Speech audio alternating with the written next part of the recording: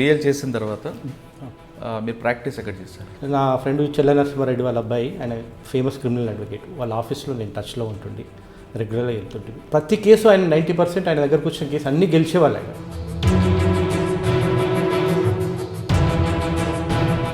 మానవతా దృక్పథం చూస్తే ఆయన చేసే నేరం అని తెలిసినా కూడా మీరు అన్నట్టు బాంబ్ బ్లాస్ట్ కేసులో కూడా ఒకవేళ అడ్వకేట్లు ముందర రాకుండా ప్రభుత్వమే అడ్వకేట్లు పెట్టి అతన్ని మీరు చేయాలని. విట్నెస్ ప్రొటెక్ట్కి మీరు ఏ విధంగా తీసుకుంటారు? అంటే అతని రక్షణ ఏ విధంగా కల్పిస్తారు? అది ఒక మర్డర్ కేసులో చూశాడు, ఐ విట్నెస్ ఆయనే. ఆయనకి 2 భయాలు ఉంటాయి. ఒకటి అవతల వ్యక్తి చంపుతాడని భయం ఉంటుంది, లేదు రెండోది కోర్టు చుట్టూ తిరగలేను అనేది ఒకటి వస్తుంటుంది. ఫస్ట్ విషయంలో అతను కోర్టు చుట్టూ చాలాసార్లు తిరగాల్సిన అవసరం లేదండి, ఒకసారి వస్తే సరిపోతుందండి. రెండో విషయం మీరు అడిగింది అతను భయపడుతున్నాడు అనే విషయం. మీ దగ్గరకు వచ్చిన ఫస్ట్ కేసు అదేంటంటే హస్బెండ్ అండ్ వైఫే సనతలో ఉంటుండే. వాళ్ళ అతనేమో సాఫ్ట్వేర్లో జాబ్ చేస్తుండే, అమ్మాయి కూడా ఇంట్లోనే ఉంటుండే. అంటే ఒక రోజు రాత్రి అతను గొంతు నిలిపి చంపేశాడు. అంటే మీరు 302 చెప్పారు, మీకు ఇంకొక 304B చెప్పండి. అతను ఒక ఎస్పీ గారి కూతురండి ఆమె. వాళ్ళిద్దరు యాక్చువల్లీ బేసికల్గా ఇద్దరు ఇష్టపడ్డారు. తర్వాత పేరెంట్స్ చెప్తే వాళ్ళిద్దరు కలిసి మ్యారేజ్ చేశారు. వితిన్ 1 monthలో అమ్మాయి చనిపోయింది.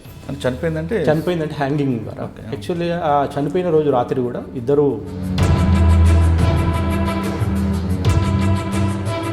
స్ట్రాంగ్ దొరికారు. ఇన్ని కేసుల్లో ఏంతోనే ఎక్కువ నాకు అయితే ఒకటి చాలా ఇంపార్టెంట్ కేసు అండి, హైదరాబాద్ కేసు. ఒక చిన్న అబ్బాయి అయితే ఆ ఊర్లోనే ఒక ఆల్రెడీ సస్పెండ్ అయిన హోంగార్డ్ ఉన్నాడు. సస్పెండ్ అయిన అతను జులైగా తిరుగుతున్నాడు కాబట్టి ఈ అబ్బాయిని కిడ్నాప్ చేసి వాళ్ళ ఫాదర్ పేరెంట్స్ నుంచి డబ్బులు వసూలు చేయాలనేది ఉద్దేశం. ఈ విషయం జరిగిన తర్వాత వాళ్ళు ఆ రాత్రి అయిపోతుంటే ఆ పిల్లని ఏం చేయాలో ఇతనికి ఏం అర్థం కాలేదు. అదే స్కూల్ టై ఉంటుంది కదా, స్కూల్ టై తోటి అతనికి స్ట్రాంగులేషన్ చేసేసి అదే చెరువులో ఒక గన్నెట్ రాయి పెట్టేసి అతన్ని అక్కడ చంపేశాడు. చైతన్యపురి కేసు అండి. యాక్చువల్గా ఒక తాగుబోతు వాళ్ళ హస్బెండ్ అండ్ వైఫ్ వారు రోజు పోతుంటే ఇంటికి పోయి ఏం సంపాదించేవాని వాళ్ళు వైఫ్ కొడుతుండే, వైఫ్ పిల్లలు వాళ్ళని కొడుతుండే.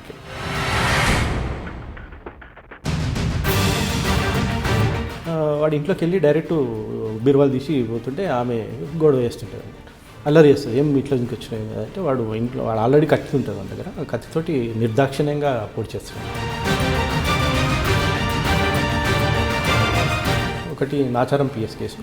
బేసికల్గా విషయం ఏంటిదంటే లవర్స్ అనమాట. అతన్ని మార్నింగ్ 6:30కి అతని కంపెనీకి, సాఫ్ట్వేర్ కంపెనీకి హైటెక్ సిటీకి నాచారం నుంచి వస్తుంటే పెట్రోల్ బంక్ దగ్గర ఒక బైక్ మీద 2 వ్యక్తులు అతను తీసుకొని వెళ్ళి 2 కార్లు తీసుకొని వెళ్ళి అక్కడ నిజామాబాద్ ఏరియాలో అతన్ని కాల్చి చంపేసాక కాల్ చేశారు.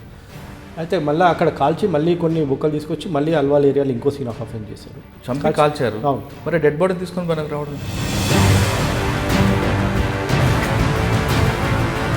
ఇప్పుడు మీ దగ్గర ఉన్న కేసుల్లో పింకీ మర్డర్ సైబరాబాద్ లిమిట్స్లో జరిగింది. అసలు ఆ కేసు ఏంటంటే ఆ కేసు ఇప్పుడు ఏ దశలో ఉంది? హస్బెండ్ అండ్ వైఫ్, వాళ్ళ కొడుకు అండ్ ఈ అక్యూజ్ ముగ్గురు కలిసి ఆ అమ్మాయిని ఎంత ఘోరంగా చంపేస్తారంటే ప్రెగ్నెన్సీ ఉంటుంది ఆల్మోస్ట్ ఇంకా 10-15 డేస్లో ఆమె డెలివరీ అవుతుంది అనే ఉద్దేశం పరిస్థితుల్లో కట్టెక్కుత మిషన్ ఉంటుంది అనమాట. చంపేసి ఫస్ట్ థ్రోట్లింగ్ చేసి చంపేస్తాను, నెత్తికి పడితే బ్లడ్ శాంపిల్స్ కూడా అన్నీ గోడ మీద పడితే చనిపోతుంది. చనిపోయినాక ఏం చేస్తారంటే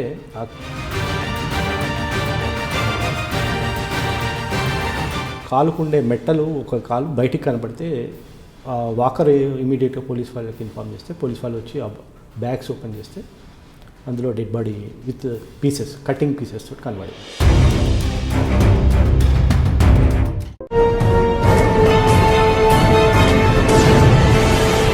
వెల్కమ్ టు క్రైమ్ డైరీస్. ఈ వారం మన గెస్ట్ హత్య కేసులతో పాటు 304B కేసుల్లో కూడా నిందితులకి శిక్ష పడేలా చేసిన ఓ అడిషనల్ పబ్లిక్ ప్రాసిక్యూటర్. ఆ 21 కన్వెషన్లో 12 లైఫ్ పడ్డాయి. అంటే 12 లైఫ్ పడ్డానికి ఆయన కృషి ఏ స్థాయిలో ఉందన్న విషయాన్ని కూడా మనం ఒకసారి ప్రస్తావించాల్సి వస్తుంది. సాధారణంగా ప్రతి పబ్లిక్ ప్రాసిక్యూటర్ కూడా తన దగ్గర వచ్చిన ప్రతి కేసుని ఖచ్చితంగా నిందితుడికి శిక్ష పడాలనే విధంగా కృషి చేస్తారు. కానీ కొన్నిసార్లు సాక్షులు తారుమారైనా లేదా సైంటిఫిక్ ఎవిడెన్స్ కుదరకపోయినా కొన్ని కేసులు అక్విటల్ అవుతుంటాయి. కానీ అన్నీ సరిగ్గా ఉన్నా కేసు అక్విట్ అవ్వడానికి కారణం ఏంటనేది మనం తెలుసుకోవాల్సిన విషయం. సాధారణంగా కొన్ని కేసుల్లో పోలీసులు దర్యాప్తు సరిగ్గా లేకపోయినా లేదా సాక్షులు విత్డ్రా అయిపోయినా కేసులు వీగిపోవడం చూస్తుంటాం. కానీ ఇప్పుడు మనం పరిచయం చేస్తున్న గెస్ట్ పోలీసులు దర్యాప్తు సరిగ్గా లేకపోయినా, సైంటిఫిక్ ఎవిడెన్స్ ఒక్కొక్కసారి సరిగ్గా కుదరకపోయినా ఆ కేసుల్లో నిందితులకు శిక్ష పడేలా చేసిన వ్యక్తి ఈ వారం మన గెస్ట్. పేరు కేవి ప్రసాద్ గారు, అడిషనల్ పబ్లిక్ ప్రాసిక్యూటర్, రంగారెడ్డి జిల్లా కోర్టు. టీవీ ప్రసాద్ గారిని మనం చాలా విషయాలు ఆయన ద్వారా తెలుసుకోవాల్సి వస్తుంది. టీవీ ప్రసాద్ గారు అసలు నల్లకోటు ఎందుకు వేసుకున్న తర్వాత అతను రికార్డులో 21 కన్వెక్షన్ ఉంటే కొన్ని అక్విడల్ కనిపిస్తున్నాయి. అక్విడల్ కారణాలు ఏంటి అనే విషయాల్ని ఆయన అడిగి తెలుసుకున్నాం. ప్రసాద్ గారు నమస్తే. నమస్కారం అండి. టీవీ ప్రసాద్ గారు, అంటే మీ మొత్తం రికార్డ్ చూస్తుంటే 21 కన్వెక్షన్ కనిపిస్తుంది. 302 అవ్వచ్చు, 304 బి కావచ్చు. కానీ అక్విడల్ కూడా అదే రేషియోలో కనిపిస్తున్నాయి. అవునండి. ఇక్కడ కొన్ని కేసుల్లో అటు ప్రధానంగా మీతో నేను డిస్కస్ చేయాల్సిన విషయాలు, ప్రాసిక్యూషన్కి పోలీసుకి మధ్యన గ్యాప్ అనేది ఉందా లేదా, ఒకటి. నెంబర్ 2, ఇన్వెస్టిగేషన్ ప్రాపర్గా జరిగిన తర్వాత కూడా కేసులు ఎందుకు వీగిపోతుంటాయి, అక్విడల్ అవుతుంటాయి. అంటే మీరు చెప్తున్నట్లుగా, కొంతమంది చెప్తున్నట్లుగా సాక్షులు రాకపోవడం వచ్చు. కానీ విక్టిమ్ స్టాండర్డ్ అయిన తర్వాత కూడా సాక్షులు, ఇండిపెండెంట్ సాక్షులు కూడా సరిగ్గా ఉండినా సరే అక్విడల్ అవ్వడం కొన్ని కనిపిస్తుంటాయి. మీ వాళ్ళు చెప్పే రీజన్స్లో అవి టెక్నికల్ ఎవిడెన్స్ అవ్వచ్చు, సైంటిఫిక్ ఎవిడెన్స్ మిస్ అవ్వడం అవుతుంటాయి. ఇలాంటివి జరగకుండా ఉండాలంటే ప్రాసిక్యూషన్ ఏ విధంగా పోలీసు వైపు దర్యాప్తు కోరుకుంటుంది? ఎందుకంటే ఒకసారి ఒక నిందితుడు శిక్ష పడతాడు అనే టైంలో అతను అక్విడల్ బయటకు వస్తే ఆ మెసేజ్ సమాజంలో చాలా బ్యాడ్గా వెళ్తుంటుంది. మరికొంతమందికి అదొక ధైర్యం తీసుకొచ్చే అవకాశం ఉంటుంది. ప్రతి నిందితుడికి శిక్ష పడేలా చేయడంలో మీలాంటి ప్రాసిక్యూషన్ కృషి ఉంటే సమాజంలో మెసేజ్ కరెక్ట్గా వెళ్తుంది అనేది పోలీస్ అధికారులే కాదు, మిగతా వాళ్ళు న్యాయ నిపుణులు కూడా చెప్తుంటారు. ఈ ప్రాసిక్యూషన్ కరెక్ట్గా స్ట్రాంగ్గా ఉండాలంటే, ప్రతి కేసుల్లో నిందితుడికి శిక్ష పడాలంటే పోలీసు దర్యాప్తు ఏ విధంగా ఉండాలి, ప్రాసిక్యూషన్ ఏ విధంగా కోరుకుంటుంది, పోలీస్కి ప్రాసిక్యూషన్కి మధ్యన కోఆర్డినేషన్ ఏ విధంగా ఉండాలి అనే ప్రశ్నతో పాటు కొన్నిసార్లు కొంతమంది పబ్లిక్ ప్రాసిక్యూటర్స్ కొంత డిఫెన్స్ అడ్వకేట్లతో ఫ్రెండ్షిప్ ఎక్కువ చేయడం వల్ల బెయిల్స్ వస్తుంటాయని, అందులో కూడా అదొక రీజన్తో కేసులు వీగిపోతుంటాయని కూడా ఒక అపవాదం వినిపిస్తుంటుంది. అది అందులో వాస్తవం ఎంత? అంతేకాకుండా కోర్టుల దగ్గర చూస్తుంటే పబ్లిక్ ప్రాసిక్యూటర్ ఎంత పవర్ఫుల్ ఉంటుందో, అంటే ఒక విక్టిమ్ని కానీ, ఒక విట్నెస్ని కానీ ఆయనతో కూర్చొని ఆయన మానిటరింగ్ చేయడం కానీ, ఆయనకి బ్రీఫ్ చేయడంలో వాళ్ళ రోల్ చాలా ఎక్కువ కనిపిస్తుంటుంది. కానీ కోర్టుల దగ్గర మెట్ల కిందనో చెట్ల కిందనో వాళ్ళకి ఒక రూములు, సరిగ్గా ఇన్ఫ్రాస్ట్రక్చర్ లేదు అనేది కూడా కొన్ని దృశ్యాలు కనిపిస్తుంటాయి. అది వాస్తవా కాదా అంటే ఈ అన్ని ప్రశ్నలకు సమాధానం చెప్పే ముందు టీవీ ప్రసాద్ గారు నల్లకోటు వేసుకొని వెనక కారణం ఏంటి? ముఖ్యంగా మా నాన్నగారికి నేను అడ్వకేట్ కావాలని చాలా ఇష్టంగా ఉండే. అయితే మా నాన్నగారు అన్నదమ్ముల్లో వాళ్ళ అన్నయ్య పెద్ద అయిన ప్రొఫెసరు, రెండో ఆయన హెడ్ మాస్టర్ ఉండే. మా నాన్నని కొద్దిగా తక్కువ చదువుకుండే. ఆ ఉద్దేశంతో మా కొడుకులను బాగా చదివించాలని మా నాన్నగారి కోరిక. కానీ మీ నాన్నగారి కోరిక మేరకు మీరు అడ్వకేట్ అయ్యాను బేసికల్గా. అది తర్వాత ఏంటంటే అడ్వకేట్ అయ్యాక నా డ్రీమ్ ఏంటిదంటే పబ్లిక్ ప్రాసిక్యూటర్ కావాలంటున్నాను. ఎందుకంటే నేను యాక్చువల్గా చాలా కేసెస్లో చూస్తుంటే ఎన్నో కేసెస్ మ్యాక్సిమం సంచలనం సృష్టించేటప్పుడు టీవీలో చూస్తుండేవి, కానీ అవి అక్విటల్గా అవుతుండేవి అనమాట. ఒక పబ్లిక్ ప్రాసిక్యూటర్ అతనే ఏవైతే చాలామంది విక్టిమ్స్కు శిక్ష, వాళ్ళకి న్యాయం చేయగలిగాడనే ఉద్దేశంతో నాకు పబ్లిక్ ప్రాసిక్యూటర్ కావాలి, సమాజానికి అది ఉపయోగపడాలి, న్యాయం చేయాలనే ఉద్దేశంతో నేను పబ్లిక్ ప్రాసిక్యూటర్ అయ్యాను. అది మీరు ఫస్ట్ కోర్టు బిఎల్ చేసిన తర్వాత మీరు ప్రాక్టీస్ ఎక్కడ చేస్తారు? ప్రాక్టీస్ యాక్చువల్లీ నేను ఫస్ట్ ఎల్ఎల్బి చేసేటప్పుడే నా ఫ్రెండ్ చెల్ల నరసింహారెడ్డి వాళ్ళ అబ్బాయి, ఆయన ఫేమస్ క్రిమినల్ అడ్వకేట్, వాళ్ళ ఆఫీస్లో నేను టచ్లో ఉంటుండి, రెగ్యులర్గా వెళ్తుంటుంది. ఆయన అప్పుడు చాలా ఫేమస్ అడ్వకేట్ చెల్ల నరసింహారెడ్డి. అంటే ఆయన దగ్గరకు వచ్చే క్రిమినల్ కేసుల్లో చాలా సంచలనాత్మకమైన కేసులు ఉంటుంది, వాటిని నేను కీన్గా అబ్జర్వ్ చేస్తుండే. ప్రతి కేసు ఆయన 90% ఆయన దగ్గరకు వచ్చిన కేసు అన్నీ గెలిచేవాళ్ళు ఆయన. అంటే అది అక్యూజ్కి అడ్వాంటేజ్ అనే ఉంటుండే. అక్కడ నాకు కొద్దిగా ఆశ్చర్యం వేసేది. ఇంత పెద్ద కేసులు కూడా ఒక న్యాయవాది అనుకుంటే పోలీసులను ప్రాసిక్యూషన్ ఇద్దరు ఓడించి అక్యూజ్కి అడ్వాంటేజ్ చేసే అవకాశం ఉంది కదా అనేది నేను అప్పుడు ఆలోచించాను. అంటే అది డిఫెన్స్ అంత స్ట్రాంగ్గా ఉండేది. అతను స్ట్రాంగ్, అతను చాలా, అంటే అది ఆయన దృష్టిలో అది ప్రొఫెషన్ అంతే. ప్రొఫెషన్ అంతే. అంటే అక్యూజ్డ్కి సహకరించాలనే ఇంటెన్షన్ కాదు, అక్యూజ్ బయటపడేది అంతే తప్ప. బట్ ఆ ప్రొఫెషన్, అడ్వకేట్ ప్రొఫెషన్లో ఆయన పర్ఫెక్షన్ ఉండే. అంటే దానికోసం ఆయన కష్టపడేది చూస్తే చాలా అది ఉండేది.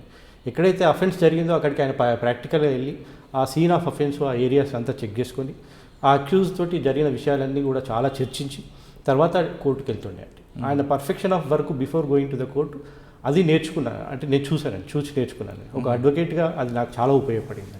అంటే సీన్ ఆఫ్ అఫెన్స్కి వెళ్ళి చూస్తారు, అంటే చూస్తారు తన క్లయింట్ని ఏ విధంగా బయటపడేవచ్చునా. అంతే కదండి, వాళ్ళ ఉద్దేశం ప్రొఫెషన్గా అడ్వకేట్గా కావాల్సిందేంది, పడేయాల్సిందే కాదు, న్యాయం ఏంటిది అనేది ఆలోచిస్తారు. అతని ఉద్దేశంలో అతని యాంగిల్లో న్యాయం ఏంటిది, నేను నా క్లయింట్కి ఎలా న్యాయం చేయాలి.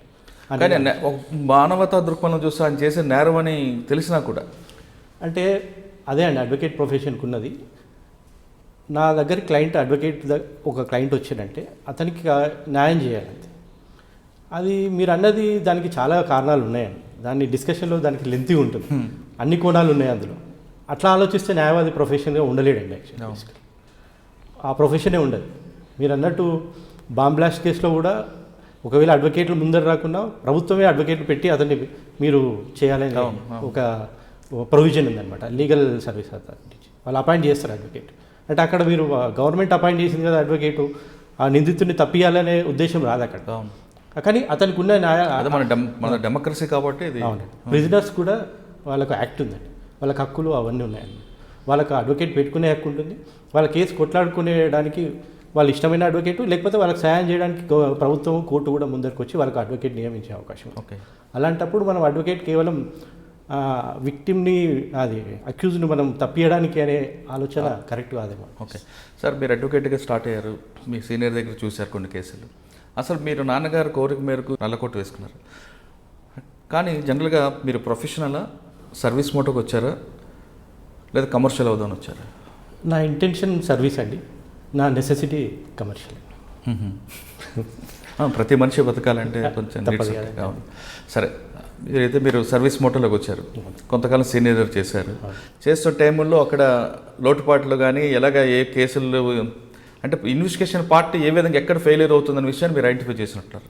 ఇన్వెస్టిగేషన్ పార్ట్ ఒక ఎత్తు అయితే ఆల్రెడీ అది ఎస్టాబ్లిష్డ్ ఫైల్ ఉంటుంది, ఛార్జ్ షీట్ అయిపోయి ఇన్వెస్టిగేషన్ వస్తుంది. మేజర్గా రోల్ ఆఫ్ అడ్వకేట్ కోర్టులో స్టార్ట్ అవుతుందండి. అంటే వచ్చిన విట్నెస్ను అతని నుంచి చెప్పే స్టేట్మెంట్లో ఎట్లా కాంట్రడిక్షన్స్ తీసుకొని రావాలి, అతను చెప్పే ఏదైతే వాస్తవమైన చీఫ్ ఎగ్జామినేషన్ ఉందో అతని క్రాస్ ఎగ్జామినేషన్లో అతను చెప్పింది అబద్ధం అని ప్రూవ్ చేయడానికి ఒక అడ్వకేట్ ప్రయత్నిస్తాడు. ఇది అతని ధర్మం, అంటే అతని యొక్క ప్రొఫెషన్. దీంట్లో అతని ఆర్ట్ ఉంటుంది, అడ్వకేట్ ఆర్ట్ అనమాట. ఆ విషయంలో అతను చేసే ప్రయత్నాన్ని బట్టి ప్రొఫెషన్లో ఒక పబ్లిక్ ప్రాసిక్యూటర్ బ్రీఫ్ చేసే విధానం, ఎవరిని, విట్నెస్. మొత్తం జస్టిస్ సిస్టమ్, క్రిమినల్ జస్టిస్ సిస్టంలో witness is the key role అండి. అతను లేని పబ్లిక్ ప్రాసిక్యూటర్ అయినా, పోలీస్ అయినా, జడ్జి గారైనా ఏం చేయలేడు, మొత్తం అతనికి డిపెండెంట్. ముఖ్యంగా ఎవిడెన్స్ యాక్ట్లో చాప్టర్ 10లో విట్నెస్ యొక్క ప్రాముఖ్యతను చాలా క్లియర్గా చెప్పారండి.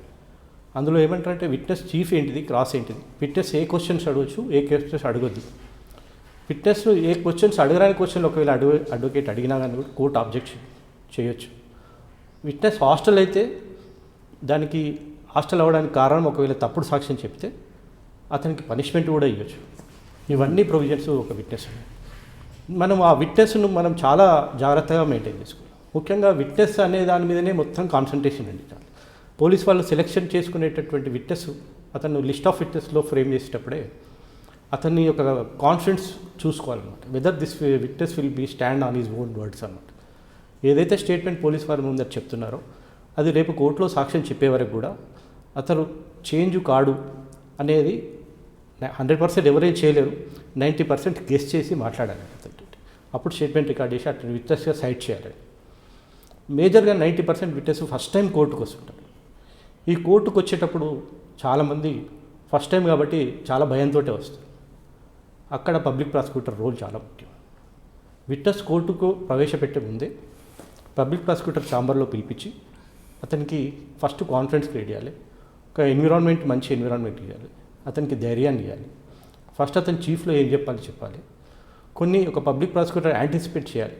క్రాస్ ఎగ్జామినేషన్లో నీకు డిఫెన్స్ అడ్వకేట్ ఏం అడుగుతారు అనేది తెలుసుకొని, అన్నీ చెప్పలేము కానీ మ్యాక్సిమం క్వశ్చన్స్ రిపీట్ అయ్యేటివి ఉంటాయండి, వీటిని మీకు ఇలా సమాధానం చెప్పాలి అని ఒక పబ్లిక్ ప్రాసిక్యూటర్ వాళ్ళు విట్నెస్కి చెప్పాలి. కొన్ని కేసుల్లో విట్నెస్ మీరు అన్నట్లుగా విట్నెస్ని భయపడడానికో లేదంటే కన్ఫ్యూజ్ చేయడానికో డిఫెన్స్ రకరకాల క్వశ్చన్స్ చేస్తుంటారు. ఆ దీంతో కొంతమంది భయపడుతుంటారు కదా. లేదండి, అది వాస్తవమే అండి మీరు చెప్పింది. కానీ అక్కడ పబ్లిక్ ప్రాసిక్యూటర్ రోల్ కూడా ఏంటంటే విట్నెస్ కోర్టులో విట్నెస్ చెప్పేటప్పుడు అతనికి పక్కకు నిలబడాలి. ఇంకోటి భయపడే పరిస్థితులు కనబడ్డప్పుడు మనం అది కేసు చేసి కోర్టు దృష్టికి తీసుకొచ్చి ఇలాంటి క్వశ్చన్ ఈ విధంగా అడగడం విట్నెస్ భయపడుతున్నాడండి, ఈ పద్ధతి భయపెట్టే పద్ధతి మంచిది కాదండి, మీరు డిఫెన్స్ వారికి చెప్పాలండి ఇలాంటి క్వశ్చన్ అడగొద్దని ఒక పబ్లిక్ ప్రాసిక్యూటర్ ఆ టైంలో ఇంటర్వెన్ కావాలి. ఆ ఇంటర్వెన్ అయ్యే సమయంలో ఆటోమేటిక్గా విట్నెస్ కూడా కాన్ఫిడెన్స్ క్రియేట్ అవుతుంది. అది చాలా ఇంపార్టెంట్. కానీ విట్నెస్ ప్రొటెక్ట్కి మీరు ఏ విధంగా తీసుకుంటారండి?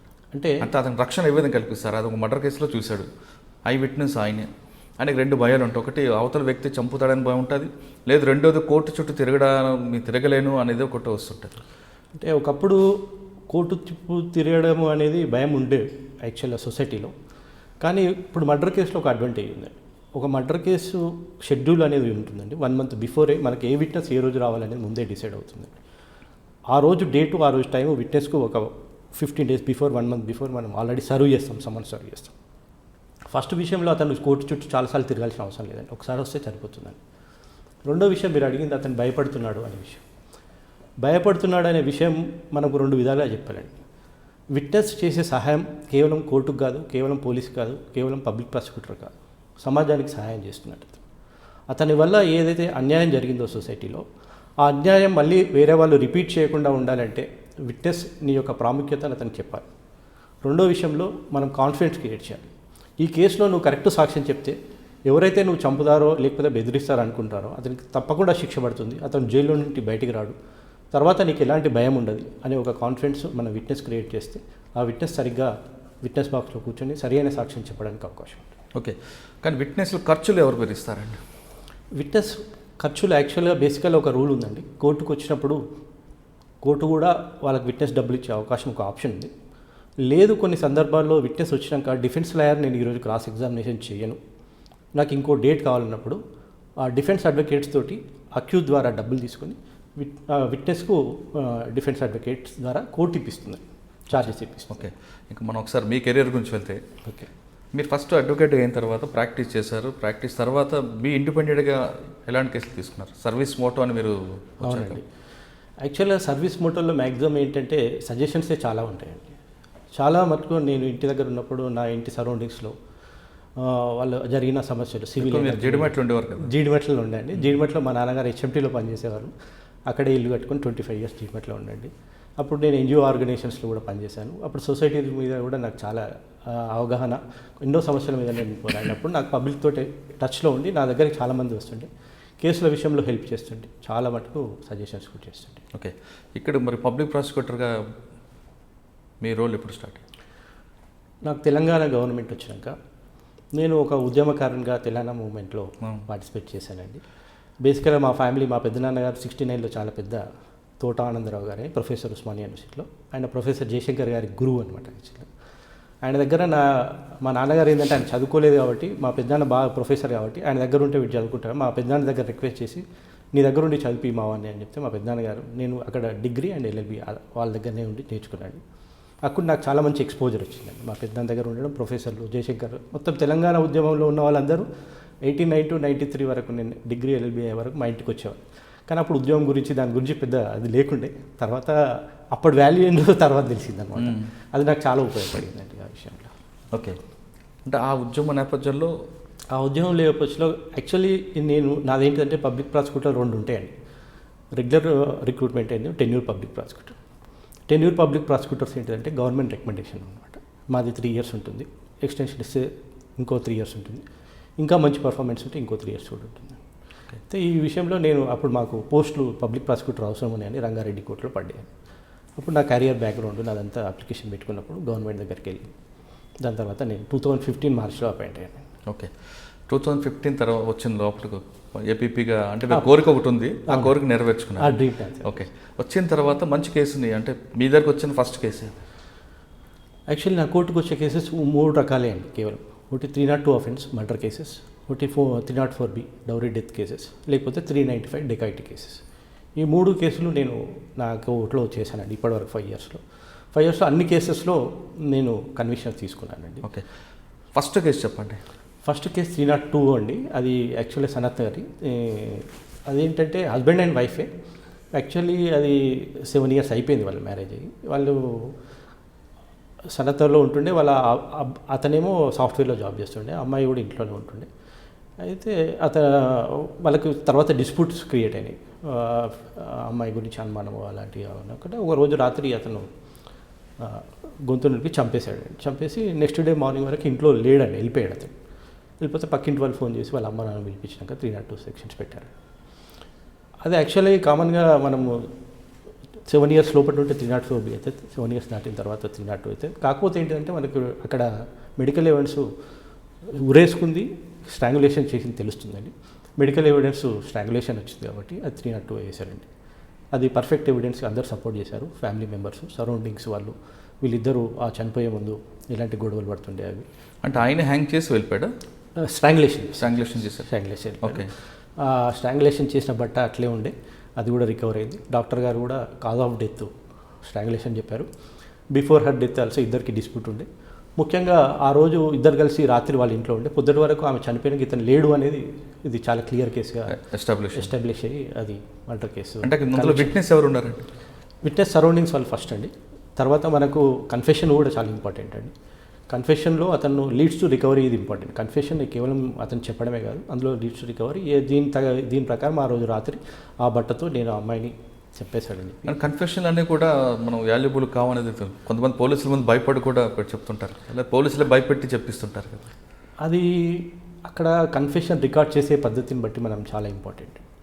ముఖ్యంగా విట్నెస్ ఎవరైతే కన్ఫెషన్ ఇండిపెండెంట్ విట్నెస్ తీసుకుంటామండి, కన్ఫెషన్ పంచెస్ ముఖ్యంగా. ఆ పంచెస్ అనేది చాలా క్రెడిబిలిటీ పర్సన్స్ ఉండాలి, సొసైటీలో కొంత అంతో ఉండాలి.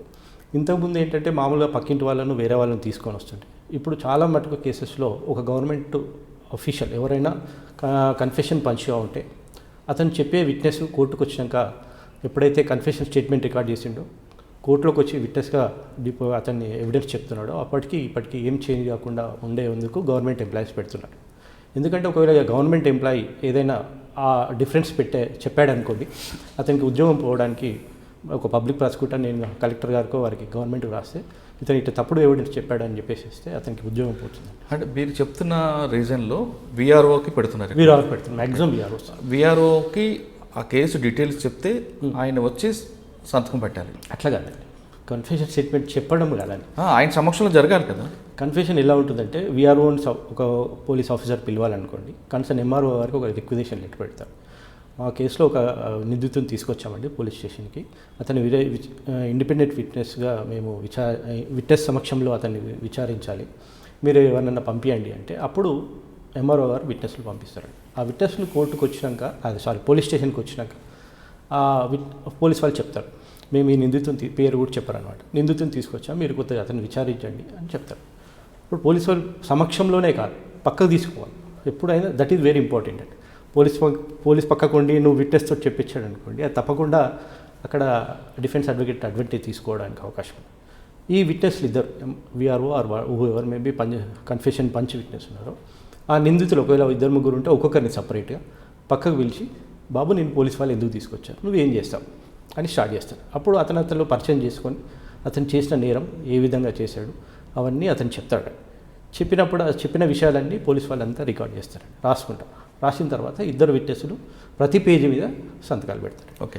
అందులో మేజర్గా ఏంటిదంటే ఎప్పుడైతే కన్ఫెషన్లో రికవరీ ఉందో, లీడ్స్ టు రికవరీ, అతను తీసుకుపోయి ఆ నేరస్థలంలో ఏదైనా చాక్ అయినా కానీ ఉపయోగించినటువంటి మెటీరియల్ ఆబ్జెక్ట్ ఉందో అది రికవరీ చేస్తే ఆ కన్ఫెషన్కు వ్యాలిడిటీ ఉంటుంది, ఆ కన్ఫెషన్ ఎవిడెన్షియల్ వాల్యూ ఉంటుంది. ఓకే, ఇదంతా ప్రొసీజర్ ప్రకారం జరిగితే బాగానే ఉంటుంది. అవునండి. కానీ పోలీసుల దగ్గరకు వచ్చేసరికి వాళ్ళకి టైంకి లేక లేదు పని ఒత్తిడి వల్ల ఇంకా రీజన్ వల్ల ఇదంతా జరగట్లేదు కొన్ని కేసుల్లో.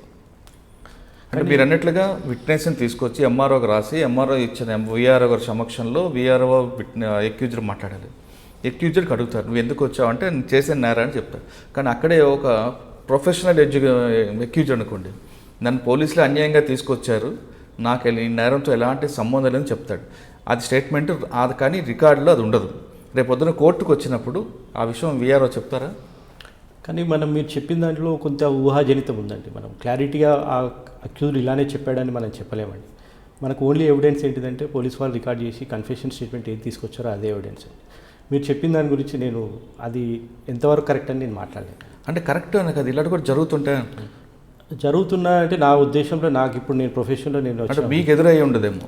నేను అది పోలీస్ స్టేషన్లో నేను ఎవిడెన్స్ కానీ కొన్ని కేసుల్లో విట్నెస్ది ఎక్యూజ్డ్ పార్టీ అంతా కంప్లీట్గా అయిపోయిన తర్వాత వీఆర్ఓని తీసుకొచ్చి సంతకం పెట్టిస్తుంటారని కూడా ఒక అవన్నీ ఆరోపణలే అండి. అవన్నీ నాకు తెలిసి అయితే అలాంటి ఇప్పుడు పోలీస్ వాళ్ళకి కూడా ఒకప్పటి పోలీసింగ్ ఇప్పుడు పోలీసింగ్ కూడా చాలా అంత ఈజీగా లేదండి. కానీ ఎందుకంటే కొంతమంది పోలీస్ అధికారులే చెప్తుంటారు కేసులో మా వాళ్ళు సరిగ్గా ఇన్వెస్టిగేషన్ పార్టీ సరిగ్గా చేయలేదు, వీఆర్ఓ సమక్షంలో జరగలేదు, వీఆర్ఓ సమక్షంలో ప్రాపర్టీ సీజ్ చేయలేదు, అక్కడ కేసులో పోయింది అని కూడా చెప్తుంటారు.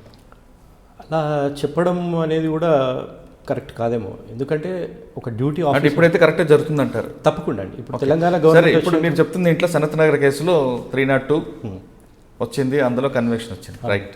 నెక్స్ట్ ఇంకొక కేసు చెప్పండి. అంటే మీరు 302 చెప్పారు, మీకు ఇంకొక 304B చెప్పండి. 304B అంటే లేటెస్ట్గా నన్ను స్పెషల్ పబ్లిక్ ప్రాసిక్యూటర్గా అపాయింట్ చేశారండి చందానగర్ పిఎస్లో. అతను ఒక ఎస్పీ గారి కూతురండి ఆమె. అయితే వాళ్ళ హస్బెండ్, ఆ అమ్మాయి వాళ్ళ హస్బెండ్ ఇద్దరు యాక్చువల్లీ ఐబీఎంలో పనిచేస్తుంది, మంచి ఎడ్యుకేటెడ్స్. వాళ్ళిద్దరు యాక్చువల్లీ బేసికల్గా ఇద్దరు ఇష్టపడ్డారు. తర్వాత పేరెంట్స్ చెప్తే వాళ్ళిద్దరు కలిసి మ్యారేజ్ చేశారు. మ్యారేజ్ అప్పుడు 50 lakhs రూపీస్ కట్నం కూడా ఇచ్చారు, డిఫరెంట్ రూపంలో ఇచ్చారు. వితిన్ 1 monthలోనే అమ్మాయి చనిపోయిందండి. వాళ్ళు 1 month లోపటే వాళ్ళు చందనగర్ ఏరియాలో ఒక అపార్ట్మెంట్ తీసుకొని ఇద్దరం కాపురం పెట్టారు. వితిన్ 1 monthలో అమ్మాయి చనిపోయింది. అంటే చనిపోయిందంటే హ్యాంగింగ్ ద్వారా. యాక్చువల్లీ ఆ చనిపోయిన రోజు రాత్రి కూడా ఇద్దరు గొడవ పడ్డారని ఇంటి ఎదురుగా వాళ్ళు రాత్రి వాళ్ళ ఇంట్లో నుంచి అరుపులు వినబడ్డాయి అని చెప్పేసి చెప్పారండి. తర్వాత పొద్దున వరకు ఆమె హ్యాంగింగ్ చేసుకుంది. హ్యాంగింగ్ చేసుకున్నప్పుడు అతను ఇంట్లోనే ఉన్నాడు. అతను కూడా ఫోన్ చేసి మళ్ళీ అంబులెన్స్లో తీసుకెళ్ళాడండి. అక్కడ ముఖ్య విషయం ఏంటంటే ఎప్పుడైనా 304Bలో 3 విషయాలండి. Within 7 years of marriage, demand for dowry, ముంగటి కాజ్ ఆఫ్ అన్యాచురల్ డెత్ గురించి బర్డన్ లైఫ్ అంతా అక్యూజ్డ్ అనమాట. ఎందుకు చనిపోయింది అనే కారణం చాలా క్లియర్ చెప్పారు. ఈ 3 ప్రాసిక్యూషన్ ప్రూవ్ చేసింది అనుకోండి 304Bలో కన్విక్షన్ పడుతుందండి. మాకు అందులో దొరికిన ఎవిడెన్స్ ఏంటంటే మేజర్గా 2 days బిఫోర్ కొట్లాట జరిగింది, వాళ్ళిద్దరు గొడవ పడుతున్నారు. అది కేవలం అంతకుముందు కూడా ఒక 10-15 days బ్యాక్ ఆ పేరెంట్స్ కూడా కట్నం కోసం ఏదో ఇద్దరి మధ్యలో గొడవ వచ్చి వాళ్ళకిద్దరిని చెప్పిపోయారు అనమాట, ఇట్లా ఉండదు మంచిగా ఉండదు అని చెప్పేసి. మాకు తర్వాత స్టేట్మెంట్స్ దొరికాయి, అమ్మాయి statements. Before her death 2 days before 2 lakhs rupees ఆ అబ్బాయి అకౌంట్లో ట్రాన్స్ఫర్ చేసిందండి. That is a very crucial evidence అండి. దాని తర్వాత అది కన్విక్షన్ పడిందండి. కన్విక్షన్ ఓన్లీ 7 years పడింది. దాన్ని ఎన్హాన్స్మెంట్ ఆఫ్ పనిష్మెంట్ కోసం మళ్ళీ మేము హైకోర్టులో అప్పీల్ చేసాము. We're trying that. That's why I got that conviction. Okay, మీరు చెప్తున్న కేసులో చందానగర్ కేసులో 304Bలో కన్విక్షన్ వచ్చింది. కానీ సాధారణంగా అంటే ఆయన చనిపోయిన ఆమె ఎస్పీ గారి కూతురు కాబట్టి, ఎస్పీ గారు కూడా కొంచెం సబ్జెక్ట్ ఉంది కాబట్టి కేసుని కరెక్ట్గా కంప్లైంట్ ఇచ్చారు. అట్లా అని కాదండి, నా కొన్ని కేసుల్లో ఏమవుతుందంటే అమ్మాయి నిజంగా భర్త వేధింపుల నుండో అత్త వేధింపుల్లో ఆడపడుచు వేధింపులో ఆత్మహత్య చేసుకుంటుంది. కానీ చుట్టుపక్కల వాళ్ళు లేదంటే అమ్మాయి తల్లిదండ్రులు, చనిపోయిన ఆమె తల్లిదండ్రులు ఇది హత్య, నాకు అల్లుడే చంపి హ్యాంగింగ్ చేసి పారిపోయాడు అని ఒత్తిడి తీసుకొస్తారు. అంటే యాక్చువల్గా ఆమె సూసైడ్ చేసుకుంటే 174 కింద కేసు అవ్వాలి. కానీ వీళ్ళందరూ పోలీసులు నిందితుడితో డబ్బులు తీసుకున్నాడు కాబట్టి మాకు అమ్మాయిది ఆత్మహత్య కాబట్టి ఈ అమ్మాయి మీద డబ్బులు అని ఒత్తిడి తీసుకొచ్చి 302 పెట్టిస్తారు. ఒక్కొక్కసారి 304B అంటారు, 302 అంటారు, 302 పెట్టమంటారు. ఎందుకంటే వాళ్ళకి తెలిసిందంటే తెలియక మర్డరు, నా అల్లుడు నా కూతురికి మర్డర్ చేశాడు కాబట్టి 302 పెట్టండి అని ఒత్తిడి తీసుకొస్తారు, లేదా ధర్నాలు చేస్తుంటారు. అటువంటి సమయంలో పోలీసులు వాళ్ళు కన్విన్స్ చేసి లేదమ్మా న్యాయం చేస్తాం అని 174 పెట్టి పోస్ట్ మార్టం రిపోర్ట్ వచ్చిన తర్వాత మేము దాన్ని ఎలా చేయాలో ఆలోచిస్తామని చెప్తారు. కానీ ఈ ఒత్తిడి తట్టుకోలేక కొంతమంది 302 పెట్టేస్తారు కొంతమంది పోలీసులు. అప్పుడు ఆ కేసు నిలబడతారు. మీరు చెప్పిన దాంట్లో ఒత్తిడితోటి ఏ కేసు పెట్టినా నిలబడదండి. కేసు వాస్తవ పరిస్థితులు చాలా ముఖ్యమండి. కేవలం వాళ్ళు అడిగారు కాబట్టి. ఇంకోటి అన్యాచురల్ డెత్లో ఎప్పుడూ సూసైడ్ ఉండదండి. సూసైడ్ అనేది హ్యాంగింగ్ లాగానే ఉంటుంది. సస్పెక్ట్ మేజర్గా ఏంటిదంటే మనకు తెలిసిపోతుందండి కేసులో, అది కేసు ఒత్తిడి ద్వారా పెట్టారా లేకపోతే ఇదని. మేజర్గా మనకు మెడికల్ ఎవిడెన్స్ మీరు అన్నట్టు కాజ్ ఆఫ్ డెత్ అనేది చాలా క్లారిటీ వస్తుందండి. సూసైడ్ చేసుకున్నప్పుడు వేరే ఉంటుంది, ఒకవేళ స్ట్రాంగులేషన్ చేసుకోండి వేరే ఉంటుంది, అవి చాలా క్లారిటీ వస్తాయి. మనము అంత ఈజీగా మీరు అన్నట్టు ఒత్తిడి ద్వారానే కేసు పెడితే వాళ్ళు గెలుస్తారు. అది ఒత్తిడి ద్వారా పెట్టిన కేసు నిలబడదండి ఎప్పుడైనా. అంటే అటువంటి సమయంలో ఇప్పుడు చందానలో జరిగినట్లుగా అమ్మాయి చనిపోయింది, కానీ చనిపోవడానికి కారకుడు నా అల్లుడు వాళ్ళ కుటుంబ సభ్యులను పెడితే అది ఇంకా బెస్ట్ కదా. అదే అండి పెట్టే 304B పెట్టేదే అదే అండి. ఏంటంటే మా అమ్మాయి డౌరీ హరాస్మెంట్ చేస్తే ఆ ఒత్తిడి తట్టుకోలేక సూసైడ్ చేసుకుంది అనేది 304B అండి అది. ఆ కేసు కాబట్టి ఆ కేసు ద్వారా మనం అంటే చెప్పిన వేరే వాళ్ళు ఎవరైనా సరే ఇట్లా జరిగితే 304B అంటే పోలీసులకు ఫ్రీ హ్యాండ్ ఇవ్వాలి ఇక్కడ. వాస్తవ పరిస్థితులు చెప్పాలి. వాస్తవ పరిస్థితి ఏంటంటే చనిపోయింది ఈరోజు సూసైడ్ చేసుకుని నాకు చనిపోకముందు భార్యాభర్తలు ఎలా ఉండేది, పెళ్ళప్పుడు ఏం కట్నం ఇచ్చాము, పెళ్ళప్పుడు ఏమైనా కట్నం మాట్లాడుకుందానికని మనం తక్కువ ఇచ్చామా ఎక్కువ ఇచ్చామా, పెళ్ళైన తర్వాత క్యారెక్టర్ ఏంటిది, అబ్బాయి క్యారెక్టర్ ఏంది, అమ్మాయి క్యారెక్టర్ మీద అబ్బాయి ఏమైనా అనుమానపడి ఏమైనా గొడవలు జరిగాయా, ఏమైనా పంచాయతీలు పెట్టారా, ఇద్దరి సమక్షంలో పెద్దల సమక్షంలో ఇలాంటివి కూరాయా, ఇవన్నీ వస్తాయండి క్యారెక్టర్. అంటే మీరు చెప్పింది పెళ్ళి 7 సంవత్సరాల లోపు అయితే 304B అప్లికబుల్ అవుతుంది. అవన్నీ గ్రౌండ్ లెవెల్లో మీరు తీసుకొస్తారు. ఒకవేళ 7 సంవత్సరాలు దాటిందా 306 పెట్టారనుకోండి. 306లో అప్పుడు ఏ విధంగా మనం అబెట్మెంట్ అండి. అబెట్మెంట్ అనేది చాలా ఇంపార్టెంట్. ఇది చాలా క్రూషియల్ సెక్షన్ అండి. దీంట్లో అబెట్మెంట్ అనేది ప్రూవ్ చేయడం చాలా కష్టమైన కేసు యాక్చువల్గా.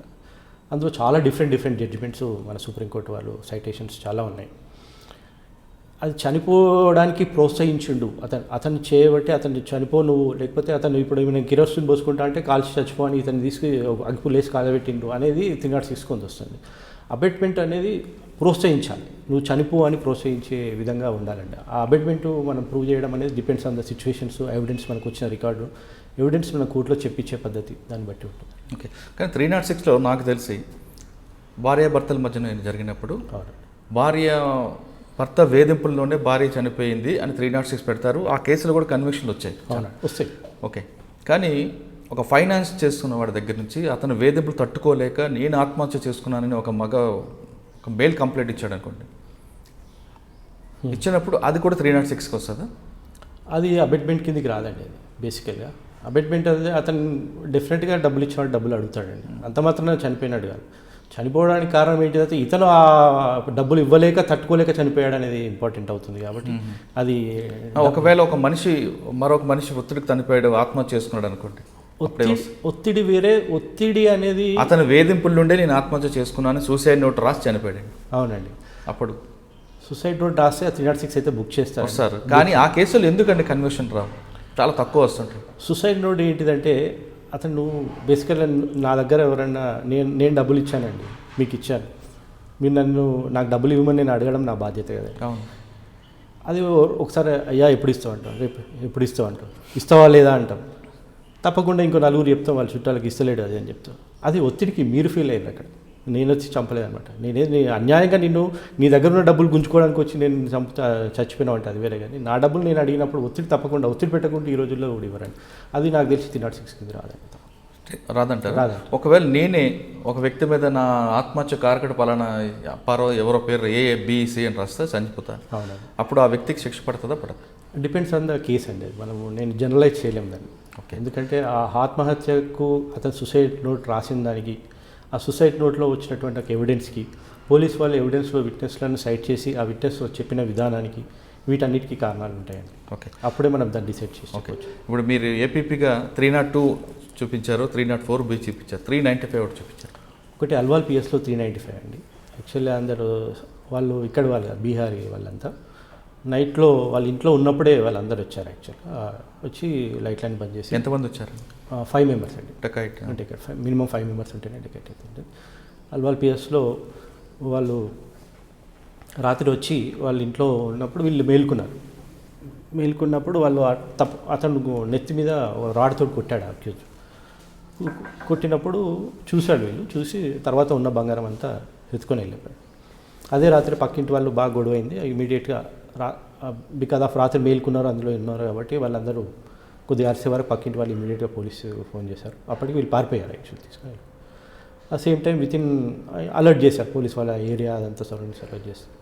ఎర్లీ మార్నింగ్ టైంలో వాళ్ళు సస్పీషియస్ సిచ్యువేషన్లో ఒక దగ్గర వాళ్ళు కనబడితే వాళ్ళని పట్టుకొని ఇంట్రాగేట్ చేస్తే వాళ్ళ దగ్గర వీళ్ళ నుంచి ఇంట్లో నుంచి ఏదైతే బంగారము డబ్బులు ఏదైతే తీసుకెళ్లారో వాళ్ళ దగ్గర నుంచి రికవర్ అయిందండి. విట్నెస్ కూడా అతను కొట్టినప్పుడు అతను చూశాడు కాబట్టి డైరెక్ట్గా అతన్ని ఐడెంటిఫై చేశాడు, ఐ విట్నెస్గా అయిపోయాడు. మెయిన్గా కన్ఫెషన్లో వాళ్ళ దగ్గర నుంచి రికవరీ, వాళ్ళ సొమ్ము ఏదైతే ఇంట్లో నుంచి పోయిందో ఆ సొమ్ము దొరకడం, ఇవన్నీ కూడా మనకు ఎవిడెన్స్ క్లారిటీగా వచ్చి వాళ్ళకు 7 years పనిష్మెంట్ ఇచ్చారు. అంటే ఏ గ్రౌండ్లో వచ్చిందండి? ఇదే అండి ప్రూవ్ అయిపోయింది, క్లియర్ వాళ్ళ ఇంట్లో దొంగతనం చేసిన ఆర్నమెంట్స్ ఏంటి, ఆ ఆర్నమెంట్స్ తర్వాత వాళ్ళ దగ్గర నుంచి రికవర్ చేసింది. అవి రెండు కంపేర్ చేసినప్పుడు క్లియర్ ఈ ఇంట్లోనే వీళ్ళే చేశారు అనేది ఒకటి. Identification of accused very clear. ఎవరైతే విక్టిమ్ ఉన్నారో అతనే నన్ను రాత్రి ఇతనే రాయితో కొట్టి మేము ఇంట్లో నుంచి దూసుకెళ్ళినట్టు. ఈ రెండు విషయాలు కన్ఫెషన్ స్టేట్మెంట్. మీకు అక్కడ డిఫెన్స్ గట్టిగా రాలేదా? ఉంటారండి ప్రతి కేసు. ఎందుకంటే తెల్లవారుజామున దొంగలు వచ్చారు, ఆ దొంగలు తెల్లవారుజామున ఎంత గుర్తుపట్టామని ఐడెంటిఫికేషన్ పీరియడ్లో. అది తెల్లవారుజాము అయినంత మాత్రాన చీకటి కాదండి, అది ఇంపార్టెంట్. ఇంట్లో లైట్లు ఉన్నాయండి, ఇంట్లో ఏంటంటే వాళ్ళని కొట్టి గుంజుకొని పోదాం అనేది. డెకైటీ అంటే అలానే ఉంటుంది. ఇప్పుడు మీరు అన్నట్టు చీకట్లో ఆ ఇంట్లో ఎవరు లేరు తీసుకెళ్ళిపోయారు అనేది వేరే ఇష్యూ. ఇక్కడ జరిగిన విషయం ఏంటిదంటే అందరూ ఉన్నప్పుడు లైట్లో ఉండి వాళ్ళని కొట్టి బెదిరించి వాళ్ళని బంధించి తీసుకుపోయినారు కాబట్టి ఆ ఎవిడెన్స్ చాలా క్లారిటీ ఇచ్చింది. ఇప్పుడు మీరు 3 కేసులు చెప్పారు, 302, 304B, 395. ఈ 3 కేసులు మీకు డిఫెన్స్ నుంచి అంత లేదండి. ప్రతి కేసులో నేను డిఫెన్స్ మంచిగా ఉండాలని కోరుకుంటాను. ఎందుకంటే అతని డ్యూటీ అతను చేయాలి, నా డ్యూటీ డాన్స్ చేయాలి. అంటే మీకు అంత స్ట్రాంగ్ డిఫెన్స్ ఎదురవ్వలేదు మూడిట్లో? అన్నిట్లలో డిఫెన్స్ మంచిగా ఉంది. ఇప్పుడు మీరు చేసిన అన్ని కేసుల్లో స్ట్రాంగ్ డిఫెన్స్ అబ్బాయి వీళ్ళు కరెక్ట్గా వచ్చాడు అన్నది ఏముందా? నేను ఇంకోటి ఏంటంటే మేజర్గా ఇప్పుడున్న సొసైటీలో మెయిన్గా ఈ అఫెన్స్ కేసెస్లో 302, 304B అండ్ డెకైటీ కేసెస్లో ఒకవేళ మామూలు అడ్వకేట్ దగ్గరికి ఎవరైనా, మామూలు అంటే చిన్న చూపు చూడదు, అతనికి నాకు చాలా సబ్జెక్ట్ లేదని ఒక విక్టిమ్ లేకపోతే అక్యూజ్ అప్రోచ్ అయ్యాడు. అక్యూజ్ అప్రోచ్ అయినప్పుడు అడ్వకేట్ ఏం చేస్తున్నారంటే సీనియర్ అగ్రిమెంట్ పెట్టుకుంటున్నారు. బికాస్ ఆఫ్ ఇక్కడ లైఫ్ అండ్ డెత్ తోటి సమస్యలు. కేసు ప్రూఫ్ ఏంటంటే అక్యూజ్ లైఫ్ పాడైపోతుందని 99% మంచి అడ్వకేట్లే వస్తారు. మంచి డిఫెన్స్ అతను సీనియర్ దగ్గర వెళ్ళమంటారు. సీనియర్ దగ్గర వెళ్తారు. అంటే మీకు అటువంటి సీనియర్స్ డిఫెన్స్ ఏం దొరకలేదా?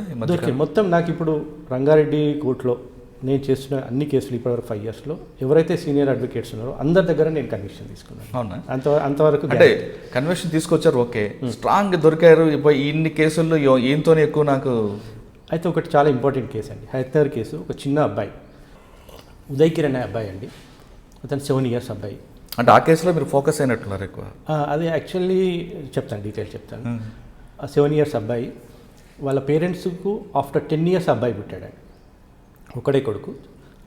అయితే ఆ ఊర్లోనే ఒక ఆల్రెడీ సస్పెండ్ అయిన హోంగార్డ్ ఉండే అన్నమాట. అతను ఇంకో 2-3 కలిసి ఉండే. యాక్చువల్గా సస్పెండ్ అయితే అతను జులాయిగా తిరుగుతున్నాడు కాబట్టి ఈ అబ్బాయిని కిడ్నాప్ చేసి వాళ్ళ ఫాదర్ పేరెంట్స్ నుంచి డబ్బులు వసూలు చేయాలనేది ఉద్దేశం అతను. అయితే ఒకరోజు సాయంత్రం ఈవినింగ్ 4:30కి వాళ్ళ స్కూల్ అయిపోయాక రెగ్యులర్గా ఆ పిల్లలు బస్సులో వెళ్తారు వాళ్ళ ఊరికి, మన దిల్సుఖ్ నగర్ నుంచి మన హైత్నగర్ వరకు. అయితే ఆ రోజు సేమ్ అదే గల్లీలో ఉన్నాడు కాబట్టి తెలిసిన అబ్బాయి కాబట్టి అతను వచ్చి బండి మీద నేను తీసుకురా మీ నాన్న రమ్మన్నాడు అని చెప్పి ఆ అబ్బాయిని కూర్చోబెట్టుకుంటాడు.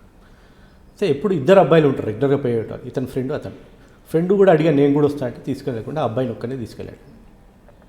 తీసుకెళ్ళి ఆఫ్టర్ అరౌండ్ 6 o'clock ఒక చెరువు దగ్గర పోయినండి.